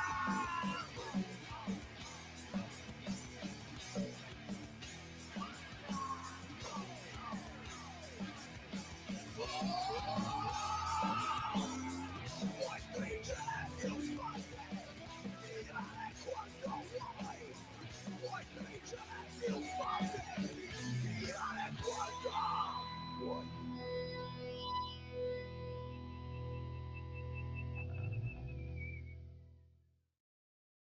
Adesso, dunque, caro ascoltatore, che c'è, allora, intanto, scusami perché magari ho scherzato un po' con te. I na na na ci sono, tra l'altro, credo che andrò a procurarmi se esiste il mercato CD, perché li ho sentiti, sono fantastici. È roba mia, mi hai indovinato in pieno, è roba mia.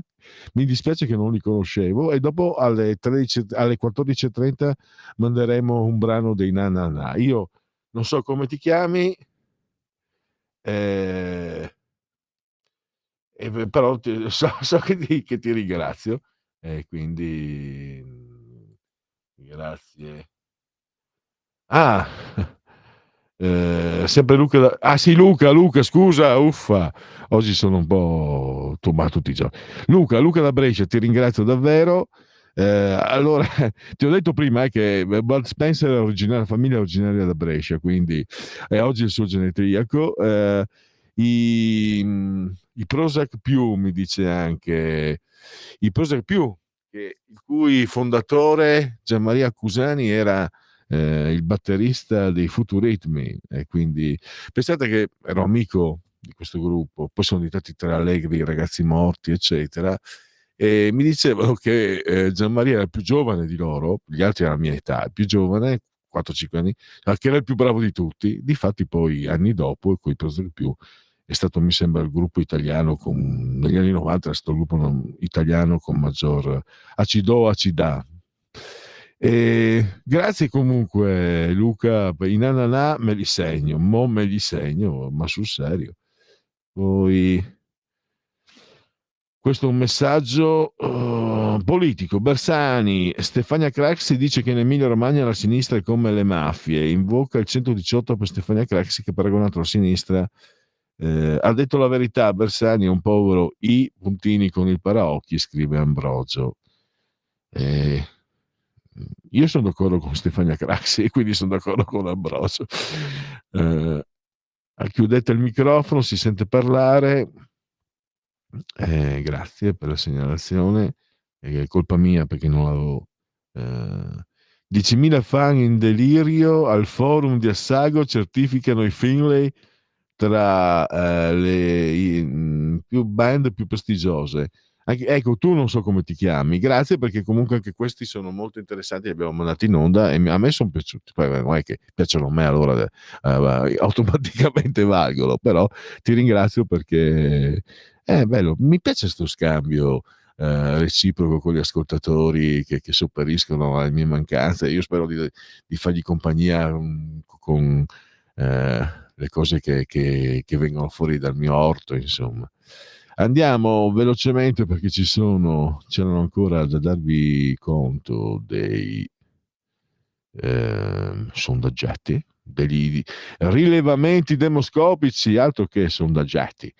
Allora, intanto questo è un dato invece Istat, prezzi alle produzioni dell'industria e delle costruzioni. A settembre 2024 i prezzi della produzione dell'industria diminuiscono dello 0,6 su base mensile e del 2 su base annua. Chiudiamo. Ancora un altro stima preliminare del PIL terzo trimestre 2024. Abbiamo quindi si stima espresso, allora dimmelo, ecco qua, si è cresciuto dello 0,4% rispetto al terzo trimestre del 2023. Lo sentivo anche Giorgia Meloni nella terza Camera da Vespa diceva che il PIL stava andando bene. Questo ecco SVG, la madre di tutti i rilevamenti demoscopici, la SVG di Trieste. Abbiamo Fratelli d'Italia 29,7, PD 22,5, 5 Stelle 11,6, Forza Italia 8,8, Lega 8,6, Verdi e Sinistra 6,7. Questo lo chiudiamo. Chiudi scheda corrente, questa aspetta che non c'entra niente, non è roba mia, e questa invece, eccoci qua. Sul dossieraggio Euromedia Research, Rai porta a porta, ecco, parli del diavolo, ne spuntano le orna. Allora, Fratelli d'Italia 30,4, PD 22,8, 5 Stelle 11, Lega 8,7, Forza Italia 8,6, Verdi Alleanza Sinistra 5,1.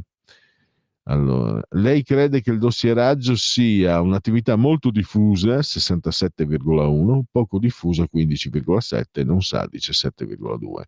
L'attività di dossieraggio, a suo parere, mette a rischio la nostra democrazia, sì, 63,4, no, 20,2, non sa, il 16. Mette a rischio la sicurezza, sì, 65,9, no, 18,5, non sa, 15,6. La sicurezza personale, sì, 44, no, 37,6, non sa, 18. Queste attività sono portate avanti principalmente da società private 36,2, da società della criminalità organizzata 26,1, da nazioni straniere 11,3, non risponde il 26. Il dossieraggio, lo scopo del dossieraggio: ricattare 28,4, indebolire stati, governi eccetera 25,7, acquisire potere a livello economico-finanziario 20,2, acquisire potere a livello politico 11,9. Quale fazione politica favorisce l'attività di dossieraggio? Il centro-sinistra 18,2, il centro-destra 8, nessuno indebolisce tutto il sistema 55,7. Lei crede di essere spiato, di finire in un dossier? Sì, 25,6, no, mi sento sicuro 38,5. La possibilità di essere spiato, indifferente 39,9, mi preoccupa 27,3, mi irrita 27,1. I 5 Stelle, lei pensa che dopo la cacciata di Beppe Grillo il movimento sia finito? Sì, 47,1, no, 30,3. Tra Beppe Grillo e Conte chi avrà la meglio? Conte 49, Grillo 12,2. Lei considera le elezioni regionali in Liguria come un test: nazionale 33,4, locale 49,8. Chiudiamo e partiamo immediatamente con Segui la Lega.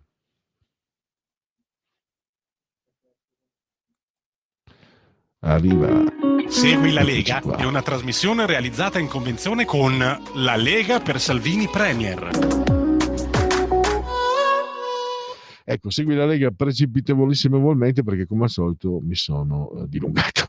Legaonline.it, segui la Lega prima che la Lega seguisca te alla Pellegrina, ma anche secondo sintassi, o segui la Lega prima che la Lega segua te alla Marciana. E poi sono sul sito legaonline.it, scritto legaonline.it, molte cose si possono fare da questo sito. Leggere l'Instant Book, mi dichiaro colpevole di aver difeso l'Italia, di Matteo Salvini, il processo Open Arms, 6 anni di carcere, pensate, sono stati chiesti. Il 2 per 1000 lo vediamo dopo, scusa, le feste della Lega, c'è l'elenco. E poi abbiamo hashtag io sto con Salvini, difendere i confini non è un reato, fai sentire la tua voce, firma anche tu. Iscriversi alla Lega è molto facile, molto semplice, si versano 10 euro, si può fare anche tramite PayPal, senza nemmeno sia necessità che siate iscritti a PayPal. Quindi gli altri dati richiesti, tra cui il codice fiscale, e infine vi verrà recapitata la maggiore per via postale, ma questi mezzi ci sono posti italiani, io raccomando, ampi, profondi, calorosi, gesti apotropaici alle femminucce, ai maschietti e tutti i sessi previsti e anche quelli non previsti, perché io sono molto inclusivo. La tessera Lega Salvini Premier, l'atto di autodeterminazione civica, il 2 per 1000, soldi nostri, che però lo Stato vorrebbe tenersi, noi però possiamo dirgli dove indirizzarli grazie al 2 per 1000. Il tuo sostegno vale il 2 per 1000, è una scelta libera a difesa dell'Italia in Europa, non ti costa nulla. Il D43, questo è la redazione della Lega, quindi noi diamo indicazione per la Lega, D43 nel tuo 2 per 1000. D di Domodossola, 4 come le stagioni, 3 il numero perfetto. Infine le apparizioni radio televisive di loro, i protagonisti, gli eroi della Lega, gli esponenti politici. Abbiamo oggi pomeriggio, anzi questa sera 23:10, dritto e rovescio con l'europarlamentare Isabella Tovaglieri. Domani 1 novembre invece alle 7:40 del mattino, cuore della notte per chi vi parla, ora antelucana, col sottosegretario al lavoro Claudio Durigon. Basta, io direi che quindi questa era l'ultima e quindi possiamo chiudere anche con Segui la Lega. Andiamo all'intervallo e poi parleremo del piano Mattei con Pietro De Leo tra 5-6 minuti, non di più.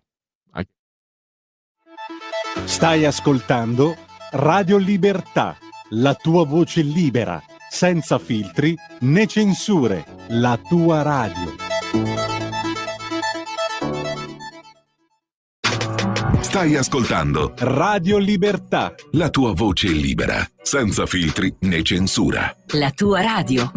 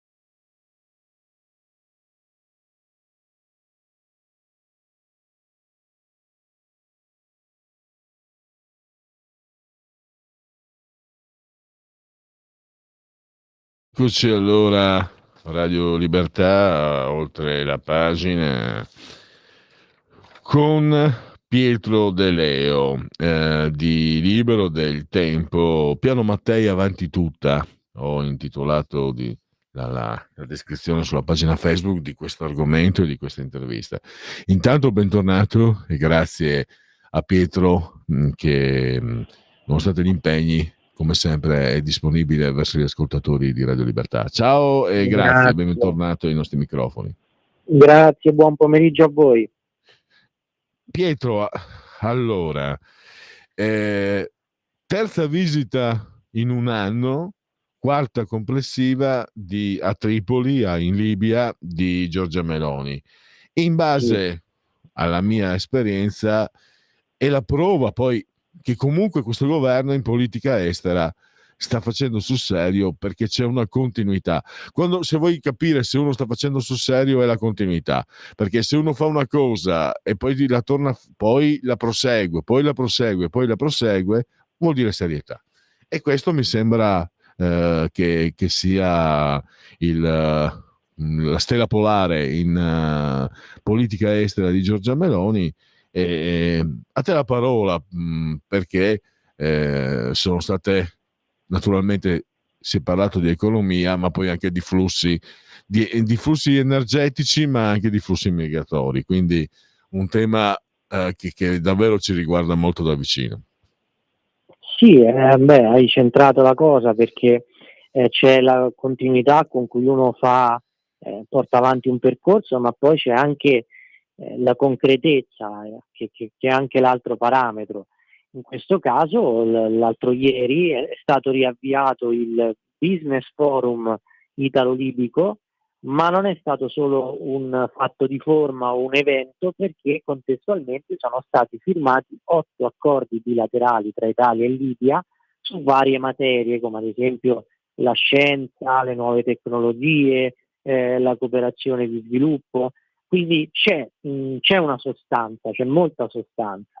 E poi, come giustamente ricordavi, si è parlato anche di immigrazione, perché sappiamo che l'Italia, con il governo di centrodestra, ha messo in campo una visione, cioè quella di fermare i flussi migratori sia con l'aspetto legalitario, quindi stroncare il traffico di esseri umani, e parliamo di flussi migratori illegali, questo lo dobbiamo specificare, e poi anche con la cooperazione, cioè andare in Africa, stringere accordi politico-economici, parlare con i paesi del Nord Africa da cui partono i flussi, e quindi Libia, Tunisia, Algeria, e portare lì le imprese, portare l'alfabetizzazione, portare le collaborazioni anche a livello scientifico, perché appunto c'era il famoso detto non pesce ma carne per pescare, nel senso che i paesi in via di sviluppo hanno bisogno di know-how per potersi sviluppare e così evitare che ci siano le partenze per motivi economici o quantomeno frenarle. È una strada questa che sta dando oggettivamente degli effetti, perché lo ha detto anche Frontex, che nel Mediterraneo centrale nei primi 8 mesi del 2024 siamo a meno 64%, anche grazie a questa politica di accordi. Ed è giusto che questo quinquennio di questo governo si connoti anche per questa politica che in Europa sta anche riscuotendo molta attenzione. Tra l'altro, stavo pensando che è abbastanza, siccome Giorgia Meloni ha colto l'essenza di quello che può fare, di quello che può essere l'Italia. L'Italia non è un paese imperialista, colonialista, non lo è mai stato. Quando ci ha provato ha fatto solo brutte figure. L'Italia è proprio il paese di Mattei, mentre vediamo, io sai che sono filo francese, ma i francesi prendono e sfruttano, gli inglesi forse anche peggio, e anche gli spagnoli la loro parte in Sud America hanno fatto. Gli italiani questo non l'hanno mai, quelle volte in cui l'hanno fatto gli è andata a buca, hanno fatto brutte figure, non è nella natura perché è uno stato particolare, una situazione particolare. Quindi chiedo a te, è un mio pensiero, adesso che formulo voglio sentire la tua opinione al riguardo. Credo che proprio l'Italia diventi concorrenziale nel momento in cui, anziché andare per sfruttare, va per trattare. Cioè, io ti do una cosa, tu me ne dai un'altra, un po' conviene a te, un po' conviene a me, e infatti Mattei l'hanno tirato giù proprio per quello. L'espressione è brutta, l'hanno ucciso perché era diventato ingombrante e pericoloso, proprio perché stava portando avanti questo tipo. Mi viene da domandare cosa succederà se a un certo punto Giorgia Meloni darà fastidio a certi poteri molto molto estesi. Vabbè, quella è una domanda inutile adesso. Prego, Pietro. Guarda, la logica dello sfruttamento e del colonialismo sarebbe una logica controproducente, perché l'obiettivo di questa grande operazione geopolitica è quello proprio di bloccare i flussi irregolari. I flussi irregolari si bloccano se si porta prosperità e se si dà modo a questi paesi, a queste società di crescere, di svilupparsi e di così non aver più bisogno di dover partire e fare questi tragitti in cui si finiscono nelle mani di criminali, di sfruttatori e di schiavisti, e poter pensare ad un futuro anche nella loro terra, nella loro patria. E questo però è una visione che, come abbiamo visto con la commissione von der Leyen, con la presidenza von der Leyen, esclusi i socialisti che non riescono ancora a sganciarsi da quell'idea ideologica di accoglienza che continuano ad avere, fa molto breccia anche in Europa a livello di paesi, a livello di governi. E quindi io direi che questa visione, da una visione isolata o comunque visionaria che poteva essere all'inizio, sta diventando una visione sempre più condivisa a livello europeo, e questo rafforza di molto la posizione italiana. E tra l'altro, come anche ricordato, ricordiamolo anche il gasdotto, il Green Stream, che è un capitolo importante di questa politica estera portata avanti da Giorgia Meloni.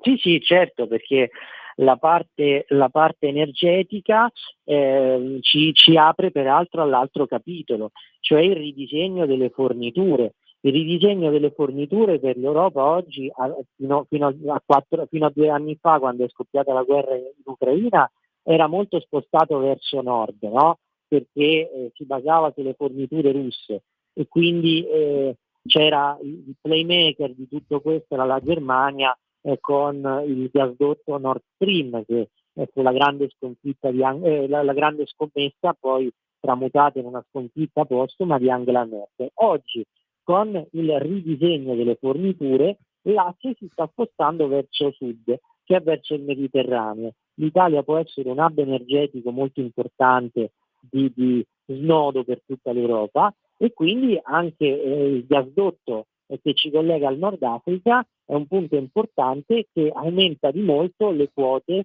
di peso geopolitico italiano all'interno della stessa Europa. Tra l'altro anche io con gli anni, diceva Churchill, solo gli stupidi non cambiano idea. È vero che se cambi idea vuol dire che quella che avevi prima era sbagliato. Sta di fatto che io con gli anni, non so se mi sono ammorbidito, ma comincio a vedere che comunque i dati sulla natalità, una certa stanchezza sociale che abbiamo, io credo che l'immigrazione non sia un veleno, non sia un male, perché vedo anche tanti immigrati che portano energia, voglia di lavorare, che portano diciamo quelle forze fresche. Uso una pessima espressione, ma quella che mi viene meglio, sangue nuovo, e quindi per me non è così sbagliato. Quello che è sbagliato è lasciargliela nelle mani delle cooperative eccetera, che chiunque entri lo prendono, poi prendono i soldi dallo Stato, li lasciano allo sbando e poi succede quel che succede.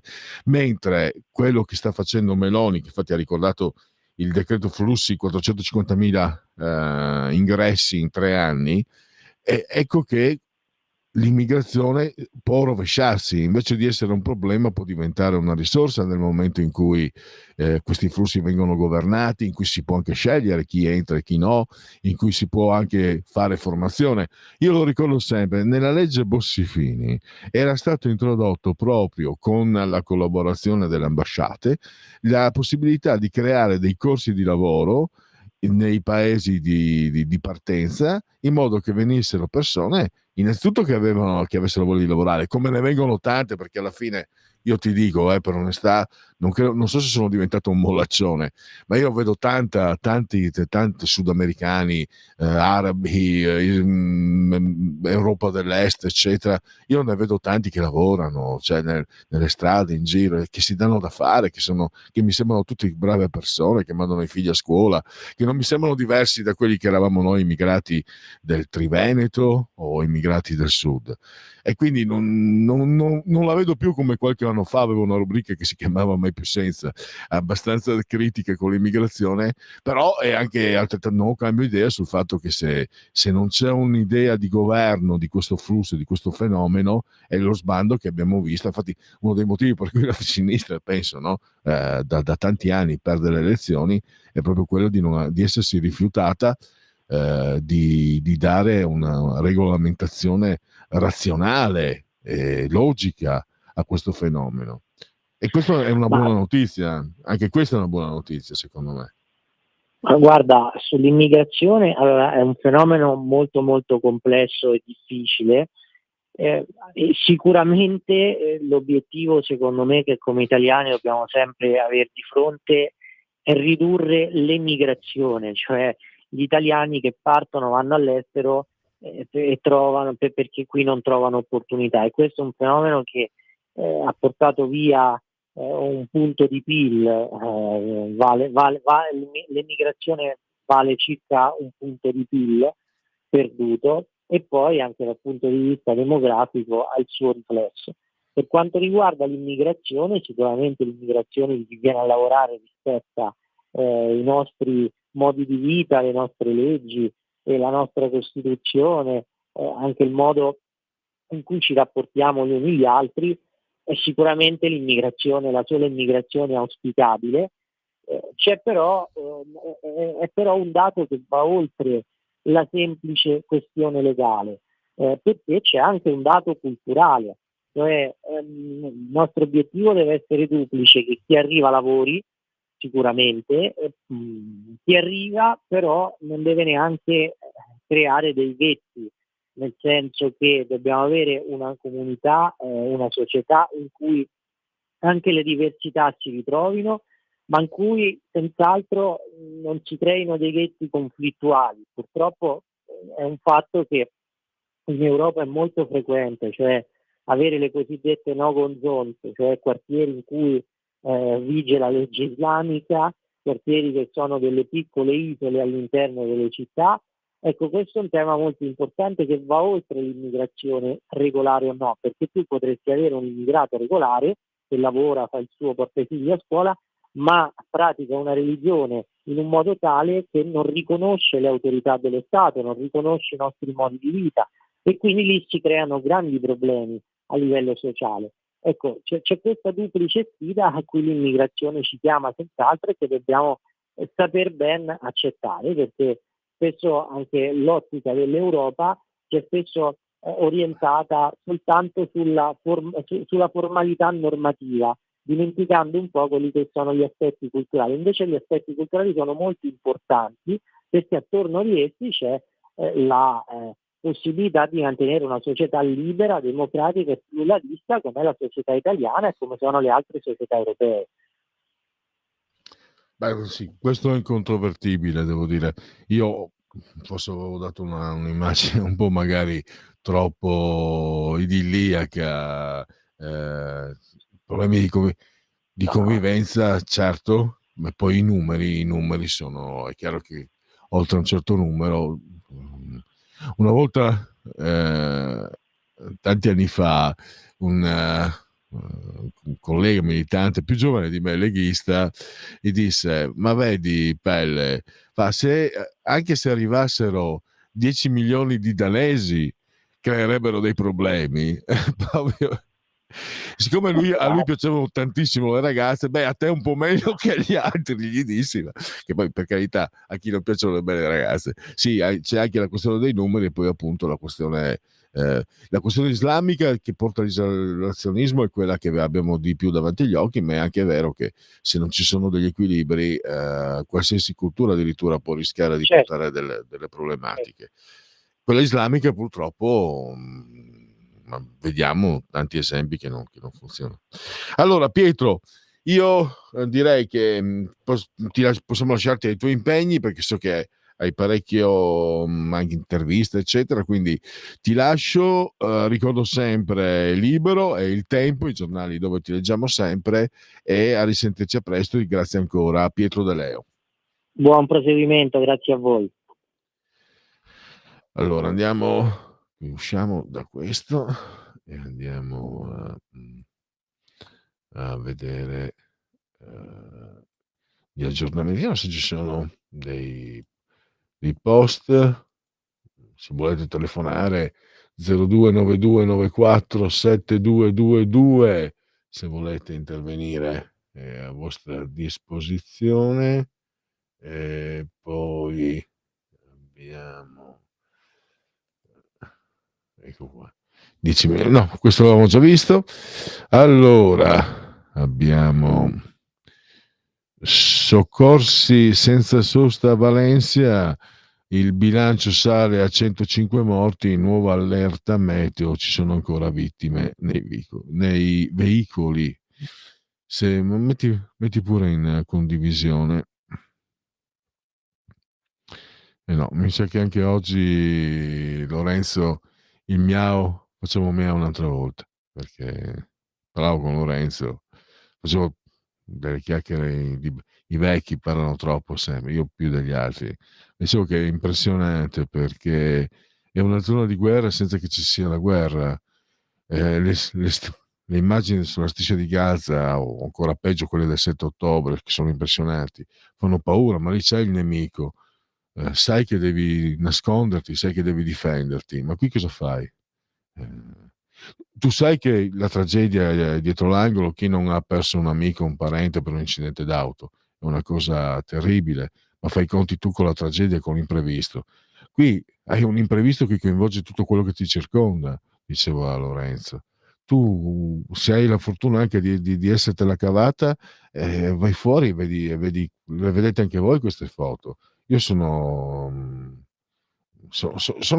impressionato per queste foto, perché poi sempre dicevo, la Spagna è cugina dell'Italia, so che gli spagnoli vogliono molto bene gli italiani, e poi in un certo senso erano i cugini più poveri fino agli anni '80. La Spagna franchista era povera, e mi ricordo che cominciò quegli anni l'abitudine, soprattutto per i giovani, quelli che avevano meno soldi, di andare in Spagna, perché si mangiava bene, era molto bella e si pagava poco, e c'era anche una bella ospitalità.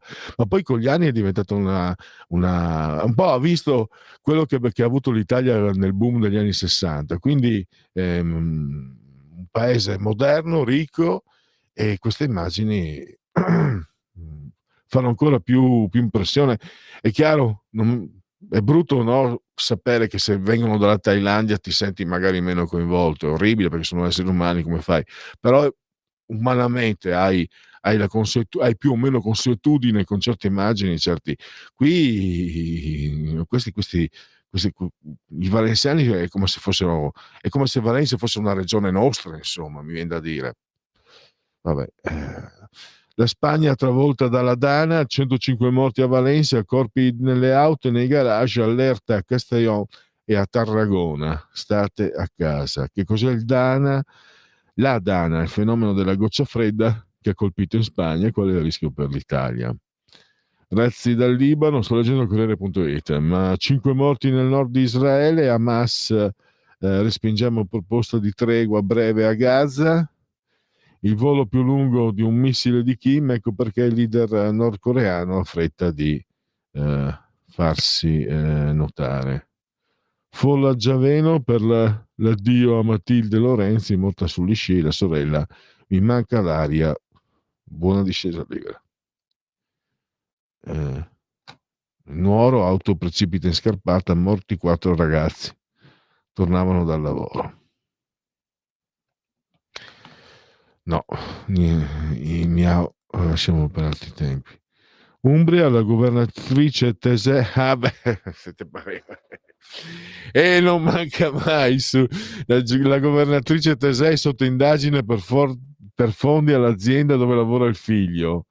Si salva per l'abolizione dell'abuso di ufficio. Sì, va bene. Vedrete che troverete, non so, probabilmente le troveranno in casa della carta igienica abusiva. Non è stata condannata perché hanno tolto il reato di abuso d'ufficio. Vabbè. Sì, così che deve funzionare. Ti avrebbe voglia, davvero, giocatevela voi sta partita, giocatevela e tenetela, anche se non è un atteggiamento giusto. Anzi, il contrario, bisogna reagire. Nuova allerta meteo per Valencia, bloccata l'alta velocità, saccheggi a più di 100 metri, Marquez, eticamente sbagliato correre lì il Gran Premio. Botulino nella zuppa di carciofi, l'anziana muore intossicata, grave la figlia. Qui sono su Repubblica.it. Da noi evitate le liste d'attesa del pubblico, lo spot della clinica privata del sottosegretario alla salute Gemmaro. E andiamo su Dago Spia. Allora, qui si parla dell'ex calciatore Adriano, cresciuto a pallone e povertà, ha passato tutta la carriera a combattere tra i doveri dell'atleta professionista e la voglia di godersi la vita. Con gli amici della favela, ora sui social cercano alcuni video in cui Adriano ha mollato il freno a mano, beve birra, fuma sigarette e barcolla per le strade di Rio. I bacchettoni lo criticano per la sua brutta fine, ma Menoro, l'imperatore, è felice, rilassato, brillo, lontano dagli obblighi che un ragazzo di favela non ha mai imparato a gestire, e libero dalla depressione che lo aveva colpito. Bondimota, ridateci Allegri, il nuovo questo alleggeriamo, chiudiamo un po' con qualcosa di più leggero. Lorenzo, qui ti riguarda, Arridateci Allegri, il nuovo corso della Juventus non è meglio dei vecchi, anzi Thiago Motta ha 5 punti in meno rispetto alla gestione Allegri, pur esibendo la seconda miglior difesa del campionato, il quinto attacco. A fine ottobre la Juve è già a 7 punti dal primo posto ed è stata scavalcata dall'Atalanta.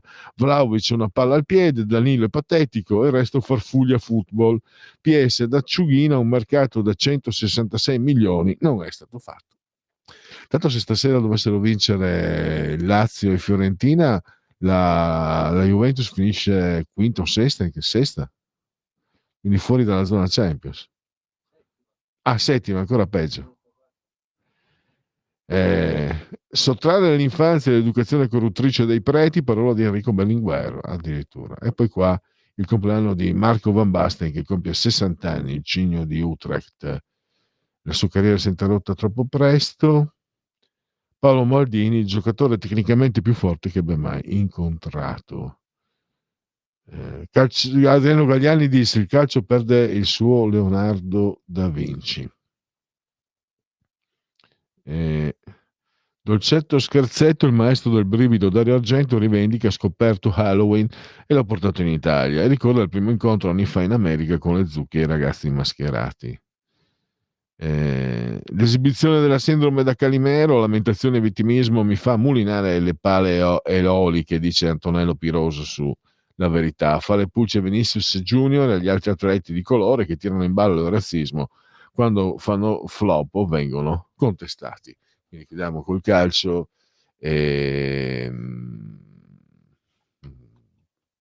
Basta, direi che si può. Dicevo che in effetti adesso Dario Argento, lo sapete, però Profondo Rosso sarebbe un film da vedere. Tu l'hai mai visto Profondo Rosso? A parte la colonna sonora fantastica, è un film che c'è una parola dialettale simpatica, secondo me, sghega, paura, insomma. Tanto un filmone, perché è fatto anche in maniera eccezionale. Chiudiamola qui. Allora, lo sapete, domani rispettiamo Ognissanti, perché non siamo per Halloween, noi siamo per Ognissanti. la festività dei morti, e che poi è il 2 novembre, mi sembra, non mi ricordo più. Una volta si faceva il ponte, perché c'era anche il 4 novembre. E chiudiamo. Ringrazio davvero moltissimo Lorenzo il Magnifico sulla tolla di comando e regia tecnica, e ringrazio tutti voi per aver scelto anche oggi Radio Libertà. A risentirci e buon fine settimana.